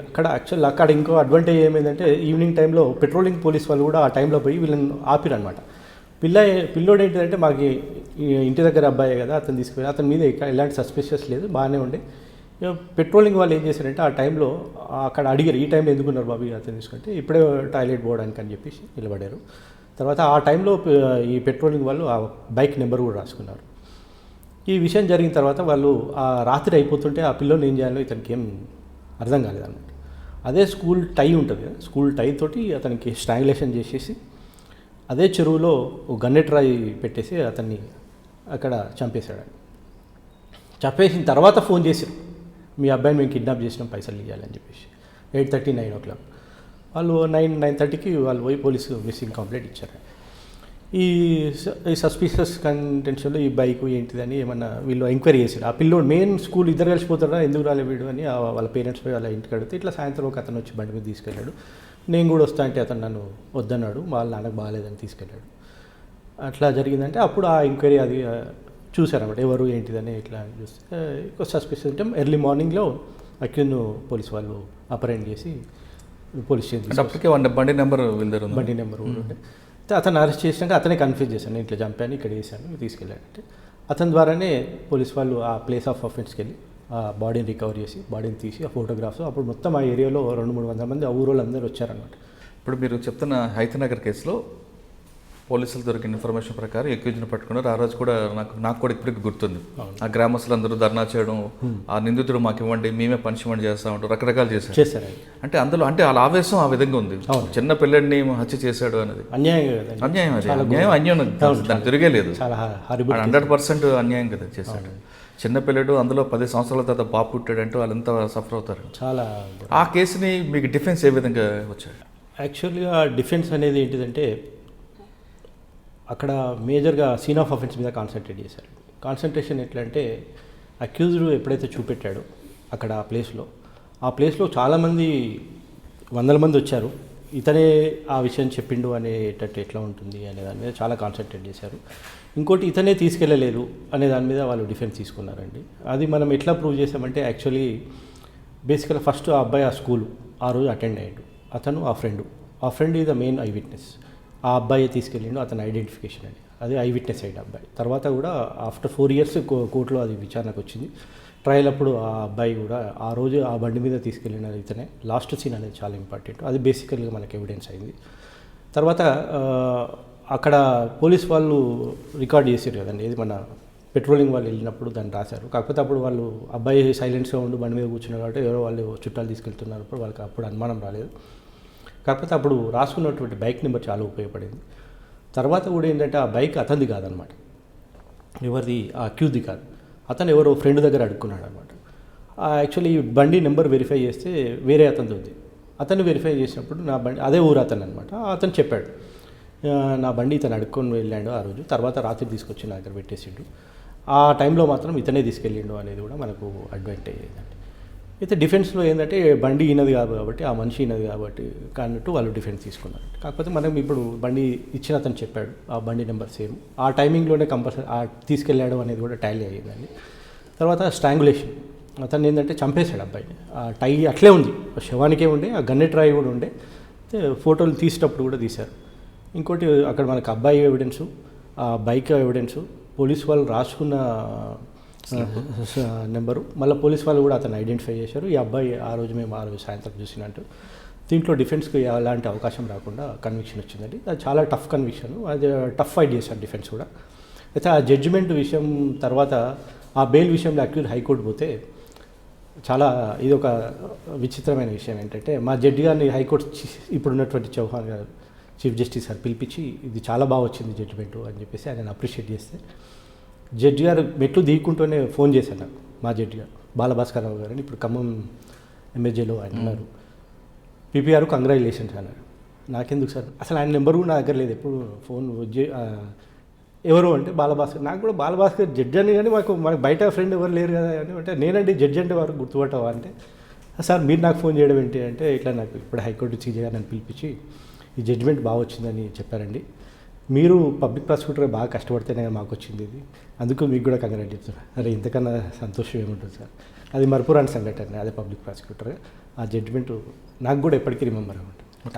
కానీ డిఫెన్స్ అంత సింపుల్ రీజన్ ఎలా తీసుకున్నారండి, ఇంత ఎవిడెన్స్ కనిపిస్తుంటాయి అంటే చాలా, అదే కాకుండా ఆ డిఫెన్స్ అంతా ఎక్స్ప్లెయిన్ చేయడానికి కొద్దిగా కష్టం కాబట్టి అది చాలా జరిగిందండి. ఇంకోటి చాలా సైటేషన్స్ అతను కూడా తీసుకున్నాడు. ఆ జడ్జిమెంట్ కూడా 76 pages జడ్జిమెంట్ రాశారండి, ఏ రీజన్స్లో డిఫికల్టీస్ తీసుకొచ్చి. ఇంకోటి ఆల్వేస్ సస్పెన్షన్ ఏంటంటే అసలు ఆ డబ్బులు డిమాండ్. ఇంకోటి ఫోన్ రికార్డింగ్ వాళ్ళ మదర్కి చేసిండు అబ్బాయి, అక్యూజ్ ఏం చేసింటే రాత్రి ఫోన్ చేసి ఇట్లా మీ అబ్బాయిని కిడ్నాప్ చేసి డబ్బులు తేవాలని వాళ్ళ అమ్మకు ఫోన్ చేసి, ఫాదర్ ఇంటికి పోయినాక ఇట్లా నాకు ఫోన్ వచ్చింది అని చెప్పారనమాట. రాత్రి 9:30కి ఇమీడియట్గా వెళ్ళిపోయారు.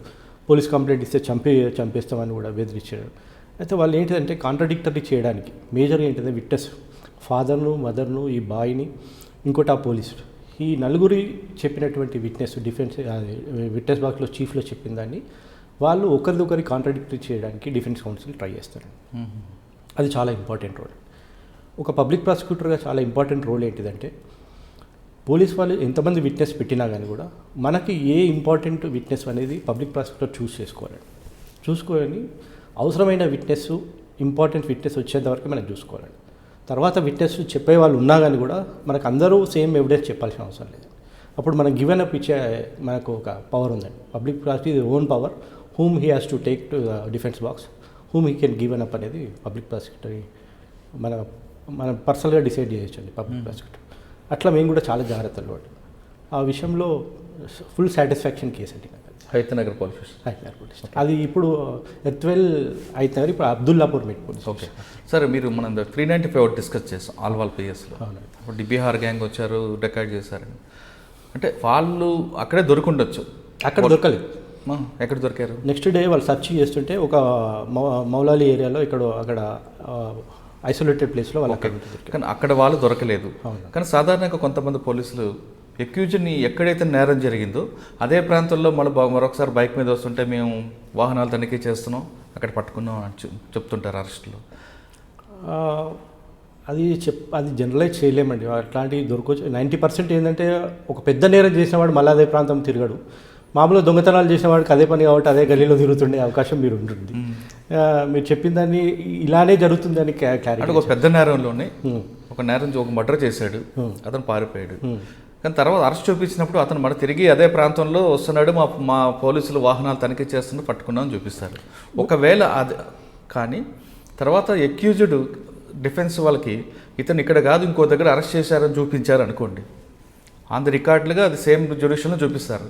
కానీ డిఫెన్స్ లేదు ఇక్కడ కాదు పలానా దగ్గర అరెస్ట్ చేశారు, కావాలంటే సీసీటీవీ ఉంది లేదా ఇంకోటి ఉంది ఏదో సీక్రెట్ చూపించాడు, అప్పుడు ఏ విధంగా మీకు ఫైట్ వస్తుంది? ఒకటండి, మీరు చెప్పిన విషయమే చాలా క్లారిటీ ఉందండి. పోలీసు వాళ్ళు తప్పుడు అరెస్ట్ చూపెట్టేస్తే దొరికిపోతుంది. మీరు అన్నది ఏంటంటే వాళ్ళు డిఫెన్స్ ఎప్పుడు చూపెట్టాలి, అది క్లారిటీగా అక్కడ అరెస్ట్ చేయలేదు వేరే దగ్గర చేసింది అనేది క్లారిటీ అనేది ఎప్పుడు వస్తుంది? పోలీసు వాళ్ళు తప్పు చేస్తేనే వస్తుంది, లేకపోతే లేదు. అదే పోలీసు వాళ్ళు తప్పు చేసినా అంటే తప్పు కావాలని ఏ పోలీసులు చేయరు, అవునండి. వాళ్ళకున్న ఒత్తిడి మేరకు చేస్తారు. ఇప్పుడు ఇంకో దగ్గర చూపించుకోవాలి, ఎందుకు మా ఏరియాలో దొరికాడు, మా ఏరియాలో వెహికల్ తనిఖీలు చేస్తున్నా దొరికాడని చూపిస్తుంటారు సాధారణంగా. లేదండి, సాధారణం అనే విషయము ఒత్తిడి అనే విషయము పోలీస్ డ్యూటీలో పనికిరాదండి నేను అడుగుతాను. ఎందుకంటే మీరు చేసేటువంటి కేసు పెట్టేటువంటి కేసు ఒక మనిషి యొక్క లైఫ్ మీద డిపెండ్ అయి ఉంటుంది.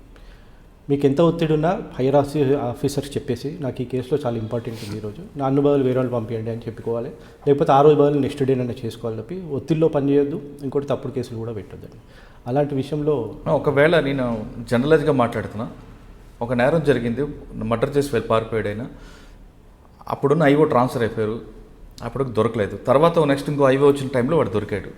దొరికినప్పుడు పలానా ఎక్కడైతే అరెస్ట్ చేశామో, ఎక్కడైతే వాడు దొరికాడో అరెస్ట్ ప్లేస్ చూపించకుండా తమ ఏరియాలోకి మరొకసారి వాడు వచ్చాడు, మేము వాహనాన్ని తనిఖీ చేస్తున్నామో లేదా ఇంకొక క్రెడిబుల్ ఇన్ఫర్మేషన్ వచ్చింది అరెస్ట్ చేస్తామో చూపించారు అనుకోండి, వాళ్ళకున్న ఏదో ఒకటి ఆ గతంలో జరిగిన మర్డర్ కేసు కదా ఇప్పుడు నాకెందుకు కానీ కొంతమంది ఆఫీసర్లు అటువంటి టైంలో డిఫెన్స్ మీకు కరెక్ట్గా చూపిస్తాడు, లేదు పలానా పక్క రాష్ట్రంలో అరెస్ట్ చేశారని, అప్పుడు మీకు ఎలాంటి ఇబ్బంది ఉంటుంది? ఒకటండి, డిఫెన్సు ఏదైనా సాక్ష్యమే ఇంపార్టెంట్ అండి. అక్కడ మీరు చెప్పేదాన్ని బట్టి సాక్ష్యం ఏంటంటే నేను అరెస్ట్ చేశాను ఇక్కడనే కరెక్ట్గా అని పోలీసు వాళ్ళు ప్రూవ్ చేయగలి. అతను చెప్పిన అరెస్టు తప్పు అనేది డిఫెన్స్ లాగా చూపెట్టేది డిఫెన్స్ అడ్వర్టైజ్ అవుతుంది. అది న్యాచురల్గా what is the real proof and evidence మనం కోర్టు. ఆ సమస్య రాకుండా ఉండాలంటే మీరు పోలీసులకు ఇచ్చే సలహా ఏంటంటే? పోలీసులు మీరు ఫస్ట్ ఒక మాట అన్నారండి, ఒక ట్రాన్స్ఫర్ అయిపోయారు ఇంకోరు వచ్చారు అని. ఈ ట్రాన్స్ఫర్ అనేది పోలీస్ అనేది న్యాచురల్గా ఉంటుందండి. అవును. ఇంకోటి ఐఓ అనేది ఇంపార్టెంట్ అండి. ఐఓ అనేది జాబ్, ఈ ఐఓ చేసినా ఇంకో ఐఓ చేసినా జాబే అండి. అలాంటప్పుడు మీకు ఆల్రెడీ ప్రతి కేసు ఇప్పుడు ఇతను ఇంకో పోలీస్ స్టేషన్లో ఉన్నప్పుడు ఈ కేసు చేసినప్పుడు కూడా ఏ విధంగానైతే ఈ కేసును చేస్తుంటాడు, ఏ విట్నెస్ ఇంపార్టెంట్, ఏ పంచుల విట్నెస్, ఏ కన్ఫెషన్ ఇంపార్టెంట్, ఏ మెడికల్ ఇంపార్టెంట్, ఏ డిఎన్ఏ ఇంపార్టెంట్, ఏ ఫింగర్ ఇంపార్టెంట్ అనేది ఇట్స్ వెరీ న్యాచురల్ ఉంటుందండి. Depends on the situation of the case which evidence we have to collect అనేది IO has to be clarity అనమాట. ఐఓ పోయినంత మాత్రాన ఇన్వెస్టిగేషన్లో తప్పు జరిగితే అది ఐఓ తప్పు అవుతుంది కాబట్టి ఆఫీసర్ వేరే, డ్యూటీ మాత్రం సేమ్ కాబట్టి తప్పకుండా అదే చేయాలి. అంటే అందరూ అలా చేస్తారని అన్నట్లే కొంతమంది, అది మరి నా దృష్టికి అయితే రాలేదండి. ఇంకా మీరు చేసే మంచి కేసులు చెప్పండి. మంచి కేసులు ఒకటి చైతన్యపురి కేసు అండి. యాక్చువల్గా ఒక తాగుబోతు వాళ్ళ హస్బెండ్ అండ్ వైఫ్ వారు రోజు పోతుంటే ఇంటి పోయి ఏం సంపాదించేవాని వాళ్ళు వైఫ్ కొడుతుండే, వైఫ్ పిల్లలు వాళ్ళని కొడుతుండే. ఓకే, అయితే వాడు రెగ్యులర్గా తాగుడు ఏదో చిన్న పని చేసుకొని అయితే మార్నింగ్ 9:30కి చైతన్యపూర్లో ఒక కాలనీలో ఒక 65 years లేడీ అండి, పాపం అరౌండ్ 9:30 టైంలోనే వీడు తాగి ఆ ఇంట్లోకి డైరెక్ట్, వీళ్ళు ఇంట్లో నన్ను డబ్బులు సంపాదిస్తలేరని చెప్పి ఒత్తిడి ఉంది కాబట్టి ఆ ఇంట్లోకి డైరెక్ట్ వెళ్ళిపోతాడండి. ఆ ఇంటి ముంగట్టే నిలబడుతుంది ఆ లేడీ, 65 years మంచి బ్రాహ్మణ లేడీ, ఆ పెద్దమ్మ, వాళ్ళ హస్బెండ్ వైఫ్ ఇద్దరే ఉంటారు. వాడి ఇంట్లోకి వెళ్ళి డైరెక్ట్ బీరువాలు తీసి పోతుంటే ఆమె గొడవ వేస్తుంటుంది అనమాట, అల్లరి చేస్తుంది. ఏం ఇట్లా ఇంటికి వచ్చినాయి అంటే వాడు ఆల్రెడీ కత్తి ఉంటుంది మన దగ్గర, ఆ కత్తితోటి నిర్దాక్షిణ్యంగా పొడి చేస్తాడండి. అది చాలా సెన్సేషనల్ కేసు అది. అప్పుడే ఆమె అల్లదారి మొత్తం గల్లీ అదంతా వినబడుతుంది, మొత్తం వాడు అక్కడి నుంచి పారిపోతుంటాడు. మొత్తం అప్పుడే పోలీస్ వాళ్ళు అదంతా వస్తారు, అమ్మాయి ఆ లేడీని అప్పుడే షిఫ్ట్ చేస్తారు, ఆమె చనిపోతుందండి. ఆ కాలనీలో మాత్రం నాకు మీరు అన్నారు ఇంతకుముందు విట్నెసెస్ గురించి, ఎంత హెల్ప్ చేశారంటే ఆ కాలనీ వాళ్ళందరూ కూడా ప్రతి ఒక్కరు చూసిన పరిస్థితి చూసి అన్యాయంగా ఒకటి చంపేశాడనే ఉద్దేశంతో ఆ విట్నెస్లు ఆ ఇంటి ఎదురుగా పిల్లలు ఉంటుండే. అతని తర్వాత ఎస్ఐగా సెలెక్ట్ అయిన అబ్బాయి, కాకపోతే అప్పుడు ఆ ఇంటి ఎదురుగా ఉంటుండే వాడు అతను అబ్బాయి పారిపోతుంటే చూసిండు, అతను ఐడెంటిఫై చేసిండు. ఇంకోటి ఆ గలీలో వాళ్ళు పోయిన వాళ్ళందరూ కూడా ఇంటి పక్క వాళ్ళు కూడా అందరు చూసారు, సెలెక్ట్ అయింది. అది ఆ ఏరియాలో అప్పుడు చాలా ఘోరమే, అది కన్విక్షన్ వచ్చింది. వాళ్ళు కాలనీ అసోసియేషన్ వాళ్ళు వాళ్ళ చనిపోయిన వాళ్ళ పిల్లలు వాళ్ళందరూ నా దగ్గరకు వచ్చి సార్ మీరు చాలా బాగా చేశారు, ఈ కన్విక్షన్ వచ్చిన ఆనందం చాలా డిఫరెంట్ అండి. సార్ మీ కన్విక్షన్ రేట్లతో పాటు అక్విటీలు కూడా అలాగే కనిపిస్తుంది. అంటే మీరు చేసిన కేసులో అక్విటీలు అవ్వడానికి ప్రధాన కారణం ఏమనుకుంటున్నారు? అక్విటల్ అవ్వడానికి ఒక్క కారణం అని చెప్పలేమండి, చాలా రకాలు ఉంటాయి. ఫస్ట్ కారణం ఈ క్రిమినల్ కేసులో ముఖ్యంగా 304B కేసులో నేను చూసింది ఏంటంటే చనిపోయినప్పుడు పెట్టిన కేసు ఎవిడెన్స్ ట్రయల్కి వచ్చే వరకు కాంప్రమైజెస్ ఎక్కువ అవుతాయండి. కాంప్రమైజెస్ అయ్యేది ఇక్కడ డైరెక్ట్ కంప్లైంట్ ఫాదరు వాళ్ళ చుట్టాలు ఎవరైనా మాట్లాడుకొని అవి అవుతుంటాయి. ఆ కేసులో మనం ఏం చేయలేము, ఎందుకంటే విక్టిము ఎప్పుడైతే కంటెస్ట్ చేయడానికి ముందుకు రాడో, ఎవిడెన్స్ చెప్పడానికి ముందుకు రాడో ఏ ప్రాసిక్యూషన్ అయినా ఎవరేం చేయలేమండి. అది చాలా ఇంపార్టెంట్. మనం చెప్తాం కాన్సిక్వెన్స్ ఏంటి అది కూడా చెప్తాం అన్నమాట. నేను ముఖ్యంగా యాజ్ ఎ పబ్లిక్ ప్రాసిక్యూటర్ వాళ్ళకు కేవలం డబ్బుల కోసం ఒకవేళ వాళ్ళు కాంప్రమైజ్ అయ్యే ఉద్దేశం నాకు కనబడితే నేనేం అడిగాను, వాళ్ళంతా వాళ్ళు చెప్తే నేనేం చేస్తానంటే ఒక ప్రొఫెషనల్గా ఒక 357A అని మనకు సిఆర్పిసి ఒక బ్రహ్మాండమైన సెక్షన్ అండి. అది ఒక ప్రొఫెషనల్గా నాకు ఇష్టమైన సెక్షన్ అది. దానికి విక్టిమ్కి కాంపెన్సేషన్ ఇప్పించే అధికారం ఉందండి. నేను చెప్తానండి, అమ్మ మీకు తప్పకుండా ఎన్ని డబ్బులు అని చెప్పలేను, నేను మీ కేసు ఇలా జరిగింది అయితే ఆ సెక్షన్కు 2 అడ్వాంటేజెస్ ఉన్నాయండి. కన్విక్షన్ పడ్డా అక్విటల్ అయినా కాంపెన్సేషన్ మాత్రం ఇవ్వచ్చండి విక్టిమ్కి. ఓకే, ఆ అవకాశం ఉంది కాబట్టి నేను మ్యాక్సిమం చెప్పేది ఏంటంటే మీరు పైసల కోసమే అయితే మాత్రం ఈ కోర్టు ద్వారా మీకు లీగల్ సర్వీస్ అథారిటీకి కోర్టు పంపిస్తుందండి. పంపిస్తే కోర్టు లీగల్ సర్వీస్ అథారిటీలో ఒక కమిటీ ఉంటుందండి. కమిషనర్ గారు, డిస్ట్రిక్ట్ జడ్జి గారు, కలెక్టర్ గారు, ఇంకో అడ్వకేట్ కూడా మెంబర్ ఉంటారు. వీళ్ళందరూ కలిసి వాళ్ళ capacity of the persons victim యొక్క పరిస్థితిని బట్టి అమౌంట్ డిసైడ్ చేస్తారు. కొన్ని లక్షలు కూడా ఇవ్వచ్చండి దాంట్లో. అది ఆ అవకాశం ఉందండి. అది నేను 3-4 కేసుల్లో నేను ఇప్పించానండి. అది నాకు చాలా సాటిస్ఫాక్షన్ అండి. చాలా అంటే విక్టిమ్ స్టాండర్డ్ అయ్యారు అనుకున్నప్పుడు అప్పుడు కూడా కొన్ని కేసులు విక్టిమ్ హాస్టల్ అయినప్పుడు మనం కేసు గెలవడం కష్టమే అండి. విక్టిమ్ స్టాండర్డ్గా ఉన్నప్పుడు స్టాండర్డ్గా నిల్చుంది అనుకోండి, అవును, ఆ బాధితురాలు నాకు అన్యాయం జరిగింది ఖచ్చితంగా శిక్ష పడాల్సిందని, ఆ టైంలో కూడా కొన్ని కేసులు అక్విటల్ అవుతుంటాయి కదా? అవుతుంటాయండి, డిపెండ్స్ ఆన్. అది ఏంటంటే మనకు తెలిసిన విషయాలు నేను ఒక పబ్లిక్ ప్రాసిక్యూటర్గా విట్నెస్కు 161 స్టేట్మెంట్లో ఉన్న ఎవిడెన్స్ మేము బ్రీఫ్ చేస్తాము. కొన్ని విషయాలు మనకు చెప్పకపోతే వాళ్ళు 161 అప్పుడు మనకు చెప్పకపోతే డిఫెన్స్ అడ్వకేట్కు వాళ్ళు అక్యూజ్డ్ ఏమైనా చెప్పుంటే అది క్రాస్ ఎగ్జామినేషన్లో చేసినప్పుడు ఈ విక్టిమ్ మనకు తప్పు చెప్పడం తప్పు కాకుండా ఉన్న విషయాలు అన్నీ చెప్పకపోవడం వల్ల అక్విడైల్ అయ్యే అవకాశం ఉంది. అలా కాంట్రాడిక్టరీ. ఆ విధంగా ఒక కేసుని చెప్పగలరా? ఉన్నాయండి, అట్లా కూడా ఉన్నాయి. ఒక కేసు ఎగ్జాంపుల్ మేజర్గా ఏంటిదంటే అందులో ఇప్పుడు కట్నం ఇచ్చేటప్పుడు అండి, అయితే కట్నం ఇచ్చేటప్పుడే మెయిన్ ఫస్ట్ వస్తుంది, తర్వాత డిమాండ్ ఇన్ని లక్షలు అడిగారని, అది ఇద్దరి మధ్యలోనే జరుగుతుంది అనమాట. మేజర్గా ఎప్పుడైనా ఈ 304Bలో ఉమెన్ అనేది చనిపోతుంది కాబట్టి ఆమె ఎక్కువ వాళ్ళ మదర్తోటే చెప్పుకుంటారు ఈ విషయాలలో. అయితే మదర్ చెప్పిన విషయము నాన్నకు తెలియదు, నాన్నకు తెలిసిన విషయము కొన్ని మదర్ అందరి హస్బెండ్లకు చెప్పారనమాట, చెప్పుకోరు. ఇది చాలా ప్రాబ్లం అవుతుందండి. కేసు అక్విటల్ అవ్వడానికి అలాంటి అవకాశాలు ఉంటాయండి. అయితే ఫస్ట్ మనం కంప్లైంట్ మదర్ ఉంటే మదరు, తర్వాత ఫాదరు, బ్రదర్ అనమాట. ఇందులో కూడా ప్రాసిక్యూషన్ ఏంటంటే అందరు ఫ్యామిలీ మెంబర్స్ కూడా ఎగ్జామిన్ చేయాల్సిన అవసరం లేదండి. కాకపోతే కంపల్సరీ పేరెంట్స్ కాబట్టి 90% వాళ్ళని చేస్తాం. ఒక్కోసారి నేను ఫాదర్ని చేసినప్పుడు మదర్ని కూడా చేయను నేను కూడా, ఎందుకంటే ఏ ఎవిడెన్స్ అయితే నాకు కావాల్సిందో అది వచ్చినప్పుడు చేయనండి. అయితే ఇలాంటి విషయాలలో మాకు తెలియదు అనమాట. ఒకవేళ నేనేమనుకుంటాను నువ్వు ఫాదరు మదరు కదా, ఒక్కోసారి మా దగ్గర కూడా ప్రెషర్ చేస్తాడు, ఎందుకు మా భార్య కన్నా నేనే బాగా చెప్తాను హస్బెండ్ అంటాడు, భార్య మా మదర్ కదా ఆమె మంచి చెప్తాను, నన్ను ఎందుకు పంపించవు అంటారు అనమాట. మాకు కూడా ఒక ప్రాసిక్యూషన్కి నేనేదో కావాలని చేస్తలేను తెప్పిస్తలేను అనే ఆ ఉద్దేశం వాళ్ళకు ఉంటుంది అనమాట. అలాంటిదప్పుడు నాకు తప్పదనమాట, నేను తీసుకెళ్తాను కాబట్టి చెప్పమ్మా అదేం. కాకపోతే ఒకటి చెప్తాను, ఆయన చెప్పింది నువ్వు చెప్పింది ఒకటే ఉండాలమ్మా, జాగ్రత్తగా ఉండండి.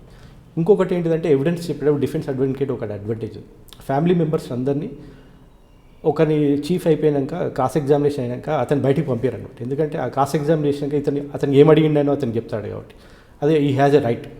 అందరినీ క్రాస్ ఎగ్జామినేషన్ వరకు ఒకరినొకరు కలవకుండా చూసేయాల్సిన బాధ్యత కోర్టును రిక్వెస్ట్ చేస్తే కోర్టు కూడా అద్దరు అయినట్టు. అది ఆ డిఫెన్స్ అడ్వాంటేజ్ తీసుకుంటాడు. అక్కడ తప్పకుండా ఈ పేరెంట్స్ ఫ్యామిలీ మెంబర్స్ తప్పు చేస్తారండి. అట్లా చాలా కేసులు జరుగుతుంటాయండి. మీరు అన్నట్లుగా 161 స్టేట్మెంట్లో ఒక స్టేట్మెంట్ ఇస్తాం, తర్వాత నాకు ఇంకా గుర్తు వస్తుంది, అది మరి యాడ్ చేయడం అవుద్దా? అయితే ఇది కామన్గా జనరల్గా ఉన్న సిచ్యువేషన్ ఇన్ ద కోర్ట్స్లో, సొసైటీలో, పబ్లిక్ ప్రాసిక్యూటర్లు ఏంటంటే 161లో చెప్పిందే చెప్పాలి, తర్వాత చెప్పొద్దు అనేది అందరు అంటుంటారు. కానీ నేను కొన్ని జడ్జిమెంట్ ఉందండి, నేను ఆ జడ్జిమెంట్ చాలా కేసెస్లో వేసాను. Depends on the situation. Maximum సిచ్యువేషన్స్లో 161 స్టేట్మెంట్ ఏంటంటే విక్టిమ్ ఫ్యామిలీ ప్యాథటిక్ సిచ్యువేషన్, బాధలో ఉన్నప్పుడు రికార్డ్ చేస్తారండి. అన్ని విషయాలు 161 స్టేట్మెంట్లో చెప్పకపోవచ్చాడు. అవి ఫ్యాక్ట్స్ ఏవైతే మిస్ అయిపోయాయో కోర్టుకు వచ్చినప్పుడు ఎవిడెన్స్లో ఆ ఫ్యాక్ట్స్ చెప్పొచ్చు. ఇంకోటి పబ్లిక్ ప్రాసిక్యూటర్ చాలా ఆపర్చునిటీస్ ఉన్నాయండి. ఈవెన్ ఛార్జ్ షీట్ వేసేటప్పుడు కొన్ని ఎవిడెన్స్లు వేయకపోయినా కానీ కూడా పబ్లిక్ ప్రాసిక్యూటర్ 321 పిటిషన్ వేసి ఫర్దర్ డాక్యుమెంటరీ ఎవిడెన్స్ కూడా కావాలంటే కూడా పబ్లిక్ ప్రాసిక్యూటర్ వేయచ్చు. విట్నెస్ కూడా 164 స్టేట్మెంట్లో చెప్పిందే కాకుండా ఎక్స్ట్రా చెప్పినా కూడా how it is relevant to this case, what circumstances they could not tell at the time of regarding the 161 statement అనేది ఒక పబ్లిక్ ప్రాసిక్యూటర్ కోర్టుకు క్లియర్గా ఎక్స్ప్లెయిన్ చేస్తే తప్పకుండా ఆ ఎవిడెన్స్ను కన్సిడర్ చేస్తారు. ఇప్పుడు మీరు చెప్తున్న 304Bలో deceased mother father different statement ఇవ్వడం వల్ల కొన్ని కేసులు అక్విటల్ అవుతాయి, డిఫెన్స్కి అది స్టాండర్డ్ తీసుకుంటున్నాడు. అటువంటి రిపీట్ కాకుండా ఉంటే పోలీసు ఏం చేయాలి? పోలీస్ కన్నా ఆ కేసు పెట్టే పేరెంట్స్ చాలా ఇంపార్టెంట్. ఇప్పుడు పోలీస్ వాళ్ళు ఏంటంటే రికార్డ్ చేయడం ఇది చాలా ఈజియెస్ట్. పోలీసులు వాళ్ళు గైడెన్స్ ఇవ్వడం కానీ లేదంటే మీరు చెప్తున్న జనరల్ పబ్లిక్ చెప్పండి. పబ్లిక్ చెప్పాలంటే ఏ డౌరీ డెత్తులు అయినప్పుడు మీరు స్టేట్మెంట్లో అందరు కలిసి ఏదైతే నిజంగా వాస్తవం జరిగిందో ఫస్ట్ అది ఇంపార్టెంట్. చెప్పేటప్పుడు స్టేట్మెంటు కంప్లైంట్ ఫాదర్ చెప్పింది ఏది, మదర్ చెప్పింది ఏది, బ్రదర్ చెప్పింది ఏంది, వాళ్ళ రిలేటివ్స్ చెప్పేది ఏంటిది, ఇంకోటి మధ్యవర్తులు ఉంటారు, వీళ్ళందరూ చెప్పే దాంట్లో ఎక్కడ డిఫరెన్స్ ఆఫ్ ఒపీనియన్ రావద్దనమాట. జరిగిన విషయం వాస్తవంగా ఉండాలి. అమ్మాయి 7 years అనే మ్యారేజ్ కోసం పెద్ద వెడ్డింగ్ కార్డ్ పెట్టినా సరిపోతుంది, అదే పెద్ద డిస్ప్యూట్ కాదు. మేజర్గా dowry harassment soon before her death అనేది చాలా ఇంపార్టెంట్ 304B కేసెస్లో. ఆ హెరాస్మెంట్ను డౌరీ కోసమే చేశాడు అనేది ప్రూవ్ అయ్యే ఏ విషయమైనా కానీ ఈ బాధితులు తప్పకుండా పోలీస్ వాళ్ళు చెప్పాలి. అది రికార్డ్ అయ్యింది, సేమ్ అదే వచ్చి కోర్టులో చెప్పాలి. వాళ్ళు చెప్పేది వీరు చెప్పేది వేరే డిఫరెన్స్ ఆఫ్ కాంట్రడిక్షన్స్ వస్తే కేసు పోవడానికి అవకాశం. కానీ కొన్ని కేసుల్లో 304B కాకుండా అంటే అక్కడ అమ్మాయికి ఎటువంటి పరిస్థితుల్లో అదనపు కట్నం కోసం అది వేధించడు, కానీ ఆయనకి ఇంకా సెక్సువల్ ఇంకా ఇల్లీగల్ యాక్టివిటీ ఉంది, ఆమె కోసం ఈ అమ్మాయిని వేధిస్తున్నాడు. ఆ విధంగా కూడా కొంచెం సూసైడ్ జరుగుతుంటాయి. అప్పుడు ఏ విధంగా చెప్తారు? కానీ కొన్ని పోలీసులు దాన్ని మాత్రం అందులో డౌరీ హెరాస్మెంట్ అని యాడ్ చేస్తారు. డౌరీ హెరాస్మెంట్ అనే యాడ్ చేసినా కానీ కూడా అక్కడ హెరాస్మెంట్ అనేది ఇంపార్టెంట్. హెరాస్మెంట్ కూడా అవకాశం ఉంది. సూన్ బిఫోర్ హర్ డెత్ కూడా హెరాస్మెంట్ ఎలా చేశాడు, ఇంకోటి ఇతను ఇంకో లింక్ లేడీస్ ఉంది, ఆ ఇద్దరి మధ్యలో వీళ్ళకి గొడవలు అవుతున్నాయి అనేది కూడా ప్రూఫ్ చేయడం కూడా అడ్వాంటేజ్ అవుతుందండి కేసు. కానీ డౌరీ హెరాస్మెంట్కి ఉండదు కదండి అందులో. డౌరీ అనేది కాకుండా హెరాస్మెంట్ కూడా soon before death within 7 years చేస్తే కూడా they can get punishment in 304B అండి. ఓకే, ఇప్పుడు 304B పక్కన పెడితే ఇప్పుడు 302 వద్దామండి. 302లో అక్విటల్ కేసులు చెప్పండి.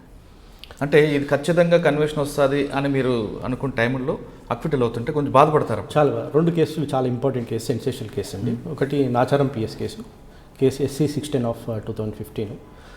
ఒక అబ్బాయి, అతను పేరేదో గుర్తులేదు, అతను కిడ్నాప్ చేసి బేసికల్గా విషయం ఏంటిదంటే లవర్స్ అనమాట. అతన్ని మార్నింగ్ 6:30కి అతని కంపెనీకి, సాఫ్ట్వేర్ కంపెనీకి హైటెక్ సిటీకి నాచారం నుంచి వస్తుంటే పెట్రోల్ బంక్ దగ్గర ఒక బైక్ మీద 2 వ్యక్తులు అతను తీసుకొని వెళ్ళి కిడ్నాప్ చేసి ఫస్ట్ అల్వాల్లో కొన్ని రోజులు పెట్టి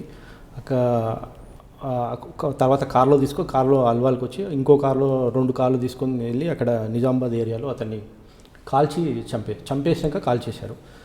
అయితే మళ్ళీ అక్కడ కాల్చి మళ్ళీ కొన్ని బుక్కలు తీసుకొచ్చి మళ్ళీ అల్వాల్ ఏరియాలో ఇంకో సీన్ ఆఫ్ అఫెన్స్ చేశారు. ఎందుకు? వాళ్ళు అంటే భయానికి అనమాట. 2 ప్లేసెస్లో జరిగింది ఆ విషయం. 2 సీన్ ఆఫ్ అఫెన్స్లు వచ్చినాయి అక్కడ. అక్కడ కాల్చారు. మరి డెడ్ బాడీ తీసుకొని మనకు రావడం? డెడ్ బాడీ కాదు, బుక్కలు తీసుకొచ్చారు. తీసుకొచ్చి ఫ్రేమ్ చేసి అక్కడ పెట్టారు. అది వచ్చింది, సీన్ ఆఫ్ అఫెన్స్లో వచ్చింది చేసినట్టు. 2 సీన్ ఆఫ్ అఫెన్స్ వచ్చాయి. అక్యూజ్డే 14, సారీ మిస్టేక్. విట్నెస్లు చాలామంది ఉండే విట్నెస్లు ఎట్లా అంటే వాళ్ళ ఫ్యామిలీ మెంబర్స్, ఇంకోటి ఈ 14 మంది ఎట్లా అంటే వీళ్ళు ఫ్రెండ్స్ అండి. యాక్చువల్లీ అందులో ఒక అమ్మాయి ఉంది. ఈ అమ్మాయికి ఈ చనిపోయిన అతనికి లవ్ అఫేర్ ఉండే. అయితే ఈ చనిపోయిన అతను ఆ అమ్మాయిని రెగ్యులర్గా సెక్సువల్ డిజైర్ కోసం అడుగుతుంటే ఆ అమ్మాయి వాళ్ళ బ్రదర్స్ వాళ్ళకి చెప్తే బ్రదర్స్ వాళ్ళ ఫ్రెండ్స్ అందరు కలిసి ఈ అబ్బాయిని చంపాలని ప్లాన్ చేసి చంపేశారు అన్నమాట. దిస్ ఇస్ ద కేస్ అనమాట. ఇక్కడ చాలా చాలా సైంటిఫిక్ ఎవిడెన్సు, ఇంకోటి ఐఓ ఎవిడెన్సు, ఈ రెండిట్లో చాలా మిస్టేక్ జరిగాయండి. ఆ మిస్టేక్ జరగడం వల్ల కేసు పోయింది. అయితే ఏం మిస్టేక్ జరిగాయని మీరు అడుగుతారు. మేజర్ ఏంటిదంటే ఇందులో ఈ ఫోన్ లింక్, ఇంతమంది ఫోన్ డేటా కలెక్ట్ చేయలేదు అక్కడ. ఇంకోటి ట్రావెల్ చేసేటప్పుడు ఈ అయితే కార్లు యూజ్ చేశారో అవి ఇందులో ఐఓఆర్ అవి పెట్టలేదన్నమాట, రికవర్ చేయలేదు. మూడోది ఏంటంటే కన్ఫెషన్ చేసేటప్పుడు పంచులు 2 times డిఫరెంట్ అక్యూజ్ను అరేంజ్ చేశాను. కొంతమంది 4 ఒకసారి, తర్వాత 4 అట్లా డిఫరెంట్ పంచులను తీసుకొచ్చారు. ఒకసారి విఆర్ఓలు పెట్టారు, అది బాగానే ఉండే. తర్వాత అక్కడ పండ్లు అమ్ముకునే వాళ్ళని తీసుకొచ్చి కన్ఫెషన్ పంచులు పెడితే వాడు చెప్పలేదండి. It's very clear case, it's very it on record, doesn't matter. అదైంది. తర్వాత డిఎన్ఏ టెస్ట్ అండి. DNA expert has done so many mistakes. ఆ డిపోజిషన్ నేను సిపిఆర్ కూడా పంపించాను. సార్ పోలీసు వాళ్ళు అంత కరెక్ట్ చేసినా కానీ కూడా డిఎన్ఏ ఎక్స్పర్ట్స్ కూడా కొన్నిసార్లు తప్పులు చేస్తుంటారు. అందులో క్రాస్ ఎగ్జామినేషన్ బాగుండి డిఫెన్స్ అడ్వకేట్ అడిగినప్పుడు యాజ్ ఎ ఎక్స్పర్ట్ ఈ షుడ్ బి పర్ఫెక్ట్. సరే మామూలు విట్నెస్లు తప్పు చేశారంటే ఏదో పనులు తప్పు చేసినాడంటే వేరే, కానీ ఒక డిఎన్ఏ ఎక్స్పర్ట్ తప్పు చేశాడండి. ఏం తప్పు చేశాడు? And procedure of acts taking DNA కోసం చేసుకునే బ్లడ్ శాంపుల్స్ అయినా కానీ, చనిపోయిన బోన్స్ మీద కానీ ఏ విధంగా చేసిన ప్రాసెస్లో చాలా క్లారిటీ అడిగాడండి క్వశ్చన్స్. అతను చాలా నెగ్లిజెంట్ ఆన్సర్స్ ఇచ్చాడు. తప్పులు చేసి కొన్ని రాసిన వర్డింగ్స్ నీకు అర్థమేంటి దీని ఏంటి కూడా అడిగితే కూడా ఎక్స్పర్ట్ చెప్పలేకపోయాడు. అది చాలా ఘోరం అండి. అంటే అలాంటి కేసు కేవలం కొన్ని ఐఓ తప్పులు, కొన్ని డిఎన్ఏ చేసిన ఎక్స్పర్ట్ తప్పుల వల్ల పోవడం అనేది నాకు చాలా బాధపడ్డ కేసు అండి. అదొకటి. అంటే మీరు అది కన్వెన్షన్ వస్తుంది అనుకున్నారా? అనుకున్నానంటే ఈ కాంట్రడిక్షన్స్ వచ్చినప్పుడు డౌట్ వచ్చింది. డిఫెన్స్ ఏ స్టాండర్డ్ తీసుకున్నారు అక్కడ? డిఫెన్స్ ఇవే అండి మేజర్గా. ఇంకోటి వాళ్ళు ఈ కన్ఫెషన్ పంచులు ఉంటారు కదండి, మేజర్ ఇంకోటి ఇంపార్టెంట్ అండి. కన్ఫెషన్ పంచులు కూడా వాళ్ళు కూడా మనుషులే, వాళ్ళు లిమిటెడ్. వాడు ఈవెన్ గవర్నమెంట్ ఆఫీసర్ అండి. ఒకరిద్దరు అక్యూజ్డ్ కన్ఫెషన్ ఉన్నప్పుడు వాడు తీసుకుపోయిన పద్ధతి, రికవరీ ఏదైతే జరిగిందో అతను చెప్పగలుగుతాడు. ఇప్పుడు విఆర్ఓలు అయినా ఒక 5 కన్ఫెషన్ది 2 విఆర్ఓలే చెప్తారు, 2 విఆర్ఓల సమక్షంలోనే చేస్తారు. కానీ ఒక యాజ్ ఏ పబ్లిక్ ప్రాసిక్యూటర్గా నేను 2 విఆర్ఓలను ఎగ్జామిన్ చేయను. ఒక విఆర్ఓ చేస్తే సరిపోతుంది. మళ్ళీ సేమ్ అక్కడ ఏంటంటే కాంట్రడిక్షన్స్ వస్తాయని చెప్పి ఒక విఆర్ఓ కరెక్ట్ చెప్పాలంటే ఒక 5 కన్ఫెషన్ స్టేట్మెంటు అది సాధ్యమైన పని కాదు. అన్ని కేసులు కాదు, కొన్ని విషయాల్లో సాధ్యమైతే, డిపెండ్స్ ఆన్ ద సిచ్యువేషన్. మీకు ఫస్ట్లో నేను అదే అడిగాను, విఆర్ఓలు లేకుండా కొన్ని కేసులు చేస్తుంటారు. విఆర్ఓలు చేస్తే పాపం, ఎందుకంటే ఆ విఆర్ఓ గారు తప్పనండి. విఆర్ఓ గారికి తెలియకుండా కూడా వీళ్ళు సంతకాలు పెట్టి పంపించేస్తుంటారు. లేదు మీరు అన్నట్లు పండ్ల వ్యాపారం లేదంటే పోలీస్ స్టేషన్ పక్కన ఉన్న ఛాయ్ దుకాణంలో విట్నెస్లు పెట్టిస్తుంటారు. ఈ పాత కేసులో మీరు అన్నట్టు ఛాయ్ దుకాణము, పండ్ల దుకాణం, కానీ ఇప్పుడు ఆల్రెడీ పర్ఫెక్ట్ ఇన్స్ట్రక్షన్స్ ఉన్నాయి. ఇప్పుడు మీరు చెప్పిన నాచారం కేసులో ఐఓ మిస్టేక్స్ని పోలీస్ ఆఫీసర్ వాళ్ళ కమిషనర్కి పంపించారా? ఆ జడ్జిమెంట్ తెప్పించుకున్నారండి. ఇంకోటి ఇప్పుడున్న సిపి మహేష్ గారు నా రాచకొండ, ఆయన చేస్తున్న మానిటరింగ్ మాత్రం చాలా బ్రహ్మాండంగా ఉంటుంది. నేను కోర్టులోకి వెళ్ళే ముందు నా వెనుక మహేష్ బాబు గారు నిలబడ్డారేమో అనే ఉద్దేశం, అంత వే ఆఫ్ మంచిగా ఉంటుంది. కేవలం మానిటరింగ్ కాదు, మేము మంచి పని చేయాలని ఎంకరేజ్ చేస్తారు. మాకు ఒకవేళ కన్విక్షన్స్ ఇచ్చినప్పుడు మాకు రివార్డ్స్, అవార్డ్స్ అండ్ మనకు సన్మానాలు కూడా చేస్తున్నారు. మేము కన్విక్షన్ వచ్చింది అని కోర్టులోకి వెళ్ళి బయటకు వచ్చేవరకు ఆయన ఫోన్ చేస్తారు. ఒక 1 hourలో మాకు కోర్టుకు వచ్చి కంగ్రాట్స్ చెప్తారు. ఇంత ప్రోత్సాహం నాకు తెలిసి ఇంకా ఎప్పుడు చూడలేదు. మీరు నా ఫోటోస్ అవన్నీ కూడా అక్కడ ఉన్నాయి, చూస్తే. అంటే మహేష్ భగత్ గారు కెరీర్ నుంచి అదేవిధంగా ఏదో ఒకటి మార్క్ ఉంటుందిలేండి. ఆయన ఏలూరులో పనిచేస్తున్నప్పుడు అదే విధంగా చేశారు, సిఐడీలో ఉన్నప్పుడు అలాగే చేశారు. నాకు మాత్రం ఇక్కడ వచ్చాక చూశాను. కేవలం మహేష్ భగత్ గారు కాదు. ఇప్పుడు మీ 302లో మీరు చెప్పినట్టు ఈ నాచారం కేసులో క్యాపిటల్ అయింది. ఆ విధంగా ఐఓ మిస్టేక్ కానీ లేదా టెక్నికల్ సైంటిఫిక్ ఎవిడెన్స్ మిస్టేక్ వల్ల ఇంకేమైనా కేసులు సేమ్. మళ్ళీ ఇంకోటి ఏంటంటే ఒకటి పహాడీ షరీఫ్లో 5 రౌడీ షీటర్స్ అండి. అది అందులో అక్యూజ్లలో 5 రౌడీ షీటర్స్. అందులో ఒక అక్యూజ్ వాళ్ళ సిస్టర్కి అక్యూజ్కు ఇల్లీగల్ అఫేర్ ఉందని చెప్పేసి డౌట్ తోటి ఈ 5 కలిసి అతను చంపేస్తారండి. ఐదుగురు చంపేది చాలా కిరాతంగా మధ్యాహ్నం 2:30కు అతని కంపెనీ ఉంది. ఆ కంపెనీలోకి వెళ్ళి ఒక అతన్ని పిలిపించుకొని బయటికి తీసుకొచ్చి ఫ్రెండే కాబట్టి బయటకు వస్తాడు. ఒక 1/2 కిలోమీటర్ తీసుకెళ్ళి అతన్ని ఐదుగురు పెద్ద పెద్ద చాకులు తీసుకొచ్చి నిర్దాక్ష్యంగా చంపేస్తారు. వితిన్ హాఫ్ అవర్లో జరిగిపోతుంది. అక్కడ మీరు ఇంతకుముందు అడిగినట్టు కన్ఫెషన్ పంచుది క్రూషియల్ అయిపోయింది. నేను యాక్చువల్లీ అది ఉద్దేశం తీసుకొని ఐదుగురు కన్ఫెషన్కు ఇద్దరే విఆర్ఓని పెట్టి ఐదుగురిది రికవరీ ఐటమ్స్ గుర్తుపట్టాలి. 5 చాకులు ఆల్మోస్ట్ ఒకటే తిరుగున్నాయి, పెద్ద పెద్ద చాకులు అండి.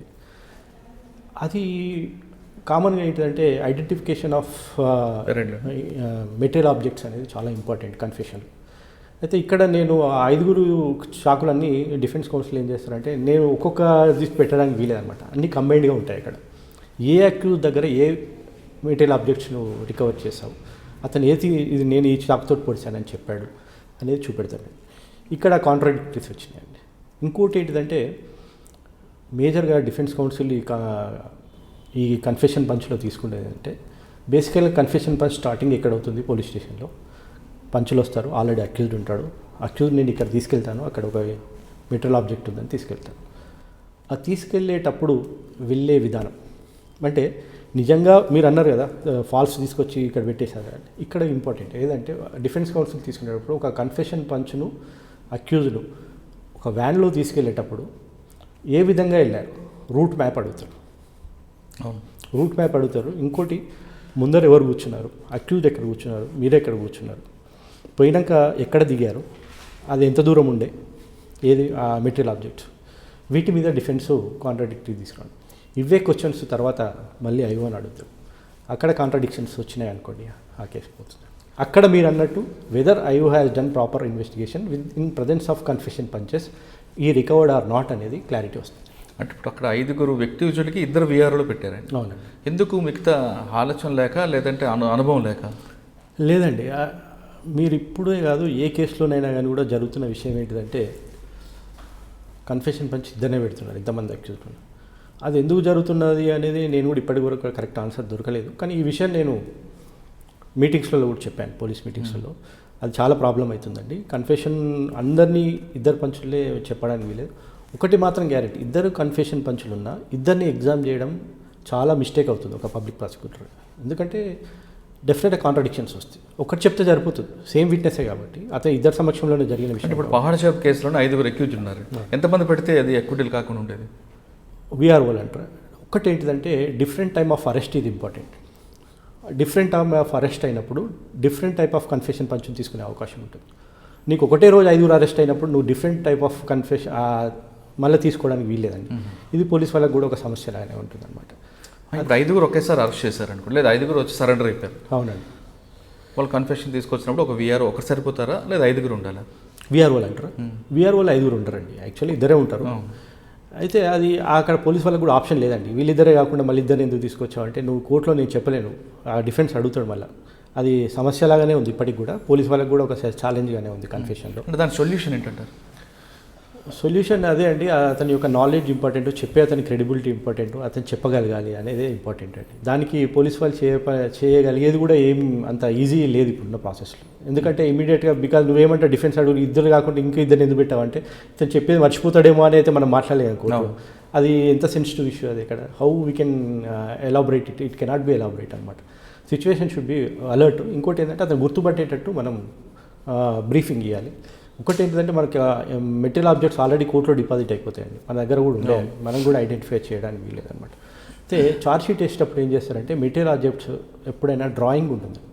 Most of the investigations officers ఏం చేస్తారంటే ఏ ఇన్స్ట్రుమెంట్ అయితే కోర్టులో డిపాజిట్ చేసి ఏదైతే రికవర్ చేశామో అని చెప్తారో అది డ్రాయింగ్లో ఛార్జ్షీట్ వేసేటప్పుడు ఆ కన్ఫెషన్ పంచ్లో ఈ చాకు అనేది కూడా అట్లాంటివి చేస్తారు. అవి కొంతవరకు మనకు ఉపయోగపడతాయండి. వాటి ద్వారా మనం కన్ఫెషన్ పంచ్ బ్రీఫింగ్ చేసి ఈ ఇన్స్ట్రుమెంట్ ఇతని ద్వారా రికవర్ అయిందని చెప్తే అలాంటి కేసులు కూడా కొద్దిగా నిలబడడానికి అవకాశం. కానీ మీకు చేసిన అన్ని కేసుల్లో ఈ కేసులో ఒక బాధితురాలకి న్యాయం జరిగేలా చేద్దామని కొంచెం పర్సనల్గా తీసుకుని చేస్తారు కొంతమంది పబ్లిక్ ప్రాసిక్యూటర్. అంటే ఆమె యొక్క బాధను చూడలేక ఏదో చేద్దాం, ఆమె న్యాయం చేద్దాం అనే ఒక కసితో చేస్తున్న టైంలో ఇటువంటి చిన్న మిస్టేక్స్ వల్ల అక్విటల్ అయిపోతుంటే అటువంటి కేసు అని గుర్తుందా? ఒకటండి, నేను ఒకటి బాధ కేసు, ఇంకోటి బాధ కాదు కేసు అని చూడండి. ప్రతిదీ మీకు ప్రొఫెషనలే, కానీ కొంచెం పర్సనల్గా తీసుకుంటారు. పర్సనల్ తీసుకోవద్దండి, తీసుకోవడమే తప్పండి. ప్రతిదీ మనము యాజ్ ఎ పబ్లిక్ ప్రాసిక్యూటర్ నా డ్యూటీ ఏందని ఆలోచించాలి. ముఖ్యంగా నేను ఎవిడెన్స్ కోర్టులో ఏ సబ్మిట్ చేస్తున్నాను అనేది ఇంపార్టెంట్ తప్ప అక్కడ జడ్జి ఎవరు, అక్యూజ్డ్ ఎవరు, డిఫెన్స్ కౌన్సిల్ ఎవరు అనేది పబ్లిక్ కోర్టు పట్టించుకోదండి. విక్టిమ్ ఎవరన్నది విక్టిమ్ ఎవరు పట్టించుకోవాలి.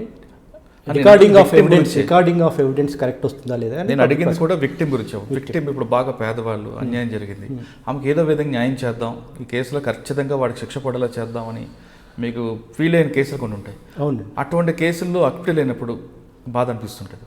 అటువంటి కేసు ఏమైనా గుర్తుందా? నాకు వచ్చినటువంటి మాత్రం అలాంటి కేసులు అన్నీ నేను గెలిచానండి.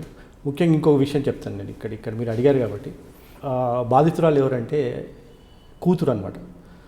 ఫాదరు వాళ్ళ మదర్ని చంపేసి, విట్నెస్ కూతురుకు ఇంకో అబ్బాయి కూడా ఉన్నాడు, వాళ్ళ తమ్ముడు కూడా అనమాట. వాళ్ళిద్దరు ఆర్ఫనేజ్లో ఉంటున్నారు. ఆఫ్టర్ అతనేమో జైలుకి వెళ్ళిపోయాడు, ఆ అమ్మనేమో చనిపోయింది. అమ్మాయి 3 ఏళ్ళ తర్వాత కూడా మా నాన్న నా ముంగట మా అమ్మని చంపేశాడు, మా నాన్నకి ఎట్లయినా శిక్ష పడాలని అడిగింది. ఓ, చాలా గ్రేట్. అది మన కళ్ళల్లో నీళ్ళు వస్తాయని అడుగుతుంటే, మళ్ళీ వాళ్ళ బతుకుదేరు ఎంత ఘోరంగా ఉందంటే ఆర్ఫనేజ్లో ఉంటున్నారండి పాపం. అయితే ఆ కేసు నేను ఈ 357 ఉంది కదండి, ఆ పిల్లలకు ఆర్ఫనేజ్కు రిఫర్ చేశానండి. సిపిఆర్ కూడా చాలా సంతోషపడ్డారు. సార్ అది కమిటీ ద్వారా వాళ్ళకి డబ్బులు ఇప్పిద్దాం, ఆర్ఫనేజ్లో ఉంటున్నారు అని చెప్పి. Committee has to decide now, it is pending with the committee అనమాట. కానీ ఆ న్యాయం చేసే అవకాశం నాకు అందులో వచ్చిందంటే చాలా మోస్ట్ సాటిస్ఫాక్షన్ కేసు అది. ఎందుకంటే కన్విక్షన్ పడింది. Because her own evidence is more than enough అనమాట. ఎందుకు చంపేశాడు అనేది విషయానికి వస్తే, వాళ్ళు యాక్చువల్లీ మహారాష్ట్ర నుంచి మైగ్రెంట్ అయ్యారండి. మైగ్రెంట్ అయినప్పుడు వాళ్ళు ఇద్దరు పెళ్లి చేసుకుని 2 పిల్లలు కూడా పుట్టారు. తర్వాత ఈ వాళ్ళ మదర్ ఎవరితోటో ఇల్లీగల్ ఇంటిమెసీ ఉందని చెప్పి డివైడ్ అయిపోయి కూడా ఆల్మోస్ట్ 6 months అయింది. ఏ రోజైతే ఈ ఇన్సిడెంట్ మర్డర్ జరిగిందో ఆ రోజు కూడా కోర్టుకి ఇద్దరు కలిసి వచ్చి మ్యూచువల్ డైవర్స్ తీసుకుందాం అనేది కూడా ఎవిడెన్స్ వచ్చిందనమాట. కాకపోతే ఆ రోజు కోర్టు ఎందుకో అది క్యాన్సిల్ అయిపోయింది. ఇంటికి పోయినరు. మళ్ళీ ఇతను పోయి నువ్వు నాతో ఉండు అని వాళ్ళ అమ్మని అడిగితే, ఆ అమ్మ నేను మళ్ళీ నీతో రాను అని చెప్పేసి అప్పుడప్పుడే అతను ఆల్రెడీ చాకు తీసుకొని వచ్చి చాకుతో పొడిచేసి ఆ అమ్మాయి ఆ ఇంట్లోనే ఉండే అక్కడే చంపేశాడు. బస్తీవాసులు కూడా చంపి పారిపోతుంటే కూడా చూసి ఐ విట్నెస్లు చెప్పారు. తర్వాత ఏంటిదంటే, నేను అమ్మాయికి అప్పటికి ఏం చెప్పలేను అమ్మాయికి. ఇట్లా తర్వాత కేసు కన్విక్షన్ వచ్చినాక నేను ఇట్లా మీకు కోర్టు ద్వారా మీకు డబ్బులు వస్తాయమ్మా, డబ్బులు వచ్చినప్పుడు మీకు పోలీస్ వాళ్ళు ఇన్ఫార్మ్ చేస్తారు, 357A ప్రకారం మీకు వస్తాయని చెప్తే అది నాకు సాటిస్ఫాక్షన్గా ఉందండి ఆ కేసు. సార్, సైబరాబాద్ పరిధిలో మీరు రాచకొండ ఎక్కువ చూపిస్తున్నారు కదా, సైబరాబాద్లో కూడా మీ కేసులు కనిపిస్తుంటాయి. కుక్కటిపల్లి చేశారు, KPHBలో కూడా కన్విక్షన్ రేట్ ఉంది, సనత్ నగర్ ఉంది. అదేవిధంగా ఇప్పుడు మీ దగ్గర ఉన్న కేసుల్లో పింకీ మర్డర్ సైబరాబాద్ లిమిట్స్లో జరిగింది. అప్పుడు సందీప్ సాండియల్ గారు సిపి అనుకుంటా. అసలు ఆ కేసు ఏంటంటే, ఆ కేసు ఇప్పుడు ఏ దశలో ఉంది? యాక్చువల్లీ అది ఒక సెన్సేషనల్ కేసు అండి. నన్ను ఒక స్పెషల్ పబ్లిక్ ప్రాసిక్యూటర్గా నన్ను అపాయింట్ చేశారు అది గవర్నమెంట్, మా డైరెక్ట్ లా ప్రాసిక్యూషన్ గారు. ఆ కేసు ఆల్రెడీ 44 విట్నెస్లు ఎగ్జామిన్ చేశాం. అంటే అసలు కేసు గురించి చెప్పండి ఒకసారి. కేసు యాక్చువల్లీ జరిగింది అంటే, ఒక ప్రెగ్నెంట్ ఉమెన్ అండి. అయితే వాళ్ళు బీహార్లో ఉన్నప్పుడు ఆ హస్బెండ్ అక్కడ వాళ్ళు సెకండ్ మ్యారేజ్, అతనికి సెకండ్ మ్యారేజ్, ఆమెకి సెకండ్ మ్యారేజ్, అతను మ్యారేజ్ చేసుకున్నాడు. అక్కడ కొన్ని రోజులు కాపురం చేసాడు. ఆమె ప్రెగ్నెంట్ అయింది. ప్రెగ్నెంట్ అక్కడ ఉన్న ఆమెను అక్కడే వదిలిపెట్టేసి వాళ్ళు ఇక్కడికి వచ్చేసారు.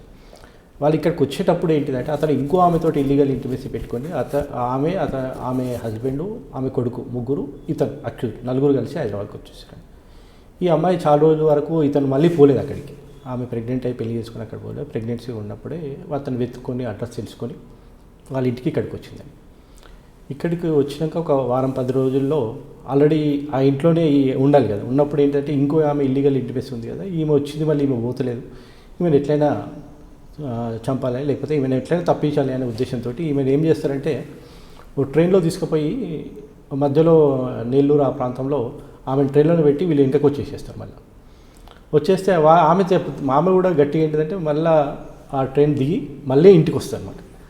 అప్పుడు వీళ్ళు డిసైడ్ అవుతారు, అమ్మ ఇది మమ్మల్ని ఇచ్చిపెట్టి పోవట్లేదు, ఇక ఈమెను చంపకపోతే పోయేటట్లేదు అనే ఉద్దేశంతో వీళ్ళు ముగ్గురు కలిసి, హస్బెండ్ అండ్ వైఫ్, వాళ్ళ కొడుకు అండ్ ఈ అక్యూజ్ ముగ్గురు కలిసి ఆ అమ్మాయిని ఎంత ఘోరంగా చంపేస్తారంటే, ప్రెగ్నెన్సీ ఉంటుంది ఆల్మోస్ట్ ఇంకా 10-15 డేస్లో ఆమె డెలివరీ అవుతుందనే ఉద్దేశం పరిస్థితుల్లో ఒకటి మన కట్టెక్కుత మిషన్ ఉంటుంది అనమాట. చంపేసి ఫస్ట్ థ్రోట్లింగ్ చేసి చంపేస్తారు. నెత్తికి పడితే బ్లడ్ శాంపిల్స్ కూడా అన్నీ గోడ మీద పడితే చనిపోతుంది. చనిపోయినాక ఏం చేస్తారంటే ఆ కటింగ్ మిషన్ తీసుకొచ్చేసి మొత్తం ముక్కలు చేసేస్తారు బాడీ డిఫరెంట్ ముక్కలు చేసి రెండు గ్రానైట్ వస్తాయి అనుకుంటా కదా, గ్రాడ్యుయేట్ క్వశ్చన్ వాళ్ళు గ్రానైట్ పని చేస్తుంటారు వాళ్ళు. రైట్ వాళ్ళే అంజయ్ నగర్లో ఉండేవారు, గచ్చిబౌలి పిఎస్. గచ్చిబౌలి పిఎస్ అని కేసు అయితే ముక్కలు చేసి 2 బ్యాగ్స్ తీసుకొని వచ్చి బ్యాగ్లో పెట్టేసి రాత్రి అరౌండ్ 12 ఒక బైక్ మీద వెళ్తుంటారండి. వాళ్ళ ఇంకో ఆమె ఇల్లీగల్ ఇంటిమేసి వాళ్ళ కొడుకు ఇద్దరు కలిసి ఆ 2 సంచులు పట్టుకొని బైక్ మీద తీసుకొని పోతుంటారు అనమాట. పోయేదంతా మనకు సీసీ కెమెరాస్ మొత్తం క్లారిటీగా చాలా, అంటే ఇక్కడ సైంటిఫిక్ ఎవిడెన్స్ చాలా ఉపయోగపడింది. ఇన్వెస్టిగేషన్ ఆఫీసర్ కూడా చాలా కష్టపడి చాలా బాగా చేశారు. అందులో తీసుకొని బొటానికల్ గార్డెన్ దగ్గర పడేశారు. నెక్స్ట్ డే మార్నింగ్ వాకర్స్ పోతుంటే అక్కడి నుంచి కాలుకుండే మెట్టలు ఒక కాలు బయటికి కనపడితే వాకర్ ఇమీడియట్గా పోలీస్ వాళ్ళకి ఇన్ఫార్మ్ చేస్తే పోలీస్ వాళ్ళు వచ్చి ఆ బ్యాగ్స్ ఓపెన్ చేస్తే అందులో dead body with pieces, cutting pieces తోటి కనబడింది. First identification of the actual చాలా కష్టపడ్డారు పోలీసు. 12 days వరకు అసలు ఈ బాడీ ఎవరిది ఏంటిది అసలు బేసికల్గా కొన్ని మట్టలను చూస్తేనే వాళ్ళు ఈ స్టేట్ కాదు అని గుర్తిస్తాం మనం. కొన్ని ప్రాంతాలను బట్టి మట్టలు వాళ్ళు యూజ్ చేస్తుంటారు, ఇక్కడ ఈ స్టేట్ కాదు అని వాళ్ళు గుర్తించారు. తర్వాత వాళ్ళు మొత్తం ఒక 1 week వరకు సెర్చ్, అన్ని కెమెరాస్ అన్నీ చాలా చేశారండి. మొత్తం కెమెరాస్ లేకపోతే ఆ కేసు ఐడెంటిఫై అవ్వడం కూడా కష్టం ఉంటుంది. కేసులో వాళ్ళు వెళ్ళేటప్పుడు రాత్రి పడేసేటప్పుడు మళ్ళీ రిటర్న్ వచ్చేటప్పుడు అదే బైక్ మీద వాళ్ళు రెక్కి 1 day బిఫోర్ చనిపోయే ముందు రోజు కూడా ఎక్కడ పడేద్దామని కూడా ప్లాన్ చేసినప్పుడు కూడా ఆ వీడియో రికార్డింగ్స్లో వాళ్ళ ఫిగర్స్ కనబడ్డాయి. బేసింగ్ అని చేసినప్పుడు వాళ్ళ ఇల్లు కోసం తర్వాత ఎక్కడ ఉంటారు వీళ్ళు, ఆ ఇల్లు కోసం కూడా మళ్ళీ దానికి టైం తీసుకొని అక్కడ వాళ్ళని అక్యూజ్ పట్టుకున్నారు. పట్టుకున్నాక వాళ్ళు మొత్తం రివీల్ చేశారండి. అక్కడ రివీల్ కటింగ్ మిషను, ఆ ఓనర్ ఆఫ్ ది హౌజు, ఇక్కడ ఎన్ని రోజుల నుంచి ఉన్నాడు, నైబర్స్ వీళ్ళందరినీ ఎవిడెన్స్లో చేశారు. ఆ రోజు ఆ బండి ఎవరిది, ఆ బండికి నెంబర్ లేకుండే, ఆ బండి ఎవరు అమ్మిండు, బండి ఓనర్ వేరే ఉండే, అతను ఎగ్జామిన్ చేశారు. ఇంకోటి ఏంటంటే ఆ ఇమీడియట్ ఈ అక్యూజ్ కూడా కొంతమంది చంపినాక వాడు మెయిన్ అక్యూజ్ ఇక్కడి నుంచి వెళ్ళిపోయి అక్కడ మన బీహార్లో ఉన్నాడు అనమాట. తర్వాత కూడా వీళ్ళు అక్కడ పోయి అక్కడ అరెస్ట్ చేశారు. సైంటిఫిక్ ఎవిడెన్స్ డిఎన్ఏ ఇక్కడ చాలా పనిచేసింది.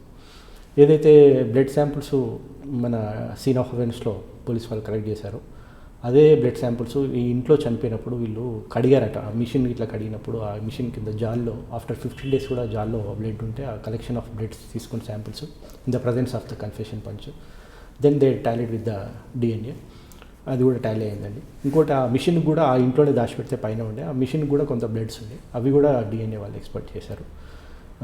ఇందులో కూడా కన్ఫెషన్ పంచ్ కూడా చాలా మంచి హెల్ప్ చేశారు. వాళ్ళతోటి చాలా రికవర్ అయినాయి. యాక్చువల్లీ వీళ్ళిద్దరు కలిసి ఉన్నది పెళ్ళి అయినప్పుడు ఫొటోస్ అవన్నీ కూడా వీళ్ళ ఫ్యామిలీకి సంబంధించిన అమ్మాయి, ఆ ఇంట్లోనే జరిగిందనడానికి గోడల మీద కూడా కొన్ని మరకలు డిఎన్ఏ వాళ్ళు దాన్ని తీస్తారనమాట ఆఫ్టర్. కానీ ఆ కేసులో డిఫెన్స్ ఏ స్టాండర్డ్ తీసుకున్నారు? డిఫెన్స్ ఏంటిదంటే యాక్చువల్లీ ఈ అమ్మాయి ఇక్కడ రాలేదు అంటే ఫస్ట్ ఏంటిదంటే మనం వచ్చినాకనే వాళ్ళు తీసుకునేది అంటే డిఫెన్స్ కొద్ది కష్టమైన కేసు అది. ఎందుకంటే ఎవిడెన్స్ ఈవెన్ ఆ బ్యాగులు ఎక్కడికి వెళ్ళి తీసుకొచ్చారు అనేది కూడా ఐఓ ఎగ్జామిన్ చేసి ఆ బ్యాగ్ ఎవరు అక్యూజ్లకు ఇచ్చారో అనేది కూడా ఎగ్జామిన్ చేశారండి. ప్రతి విషయం ఎక్కడ చేయలేదు.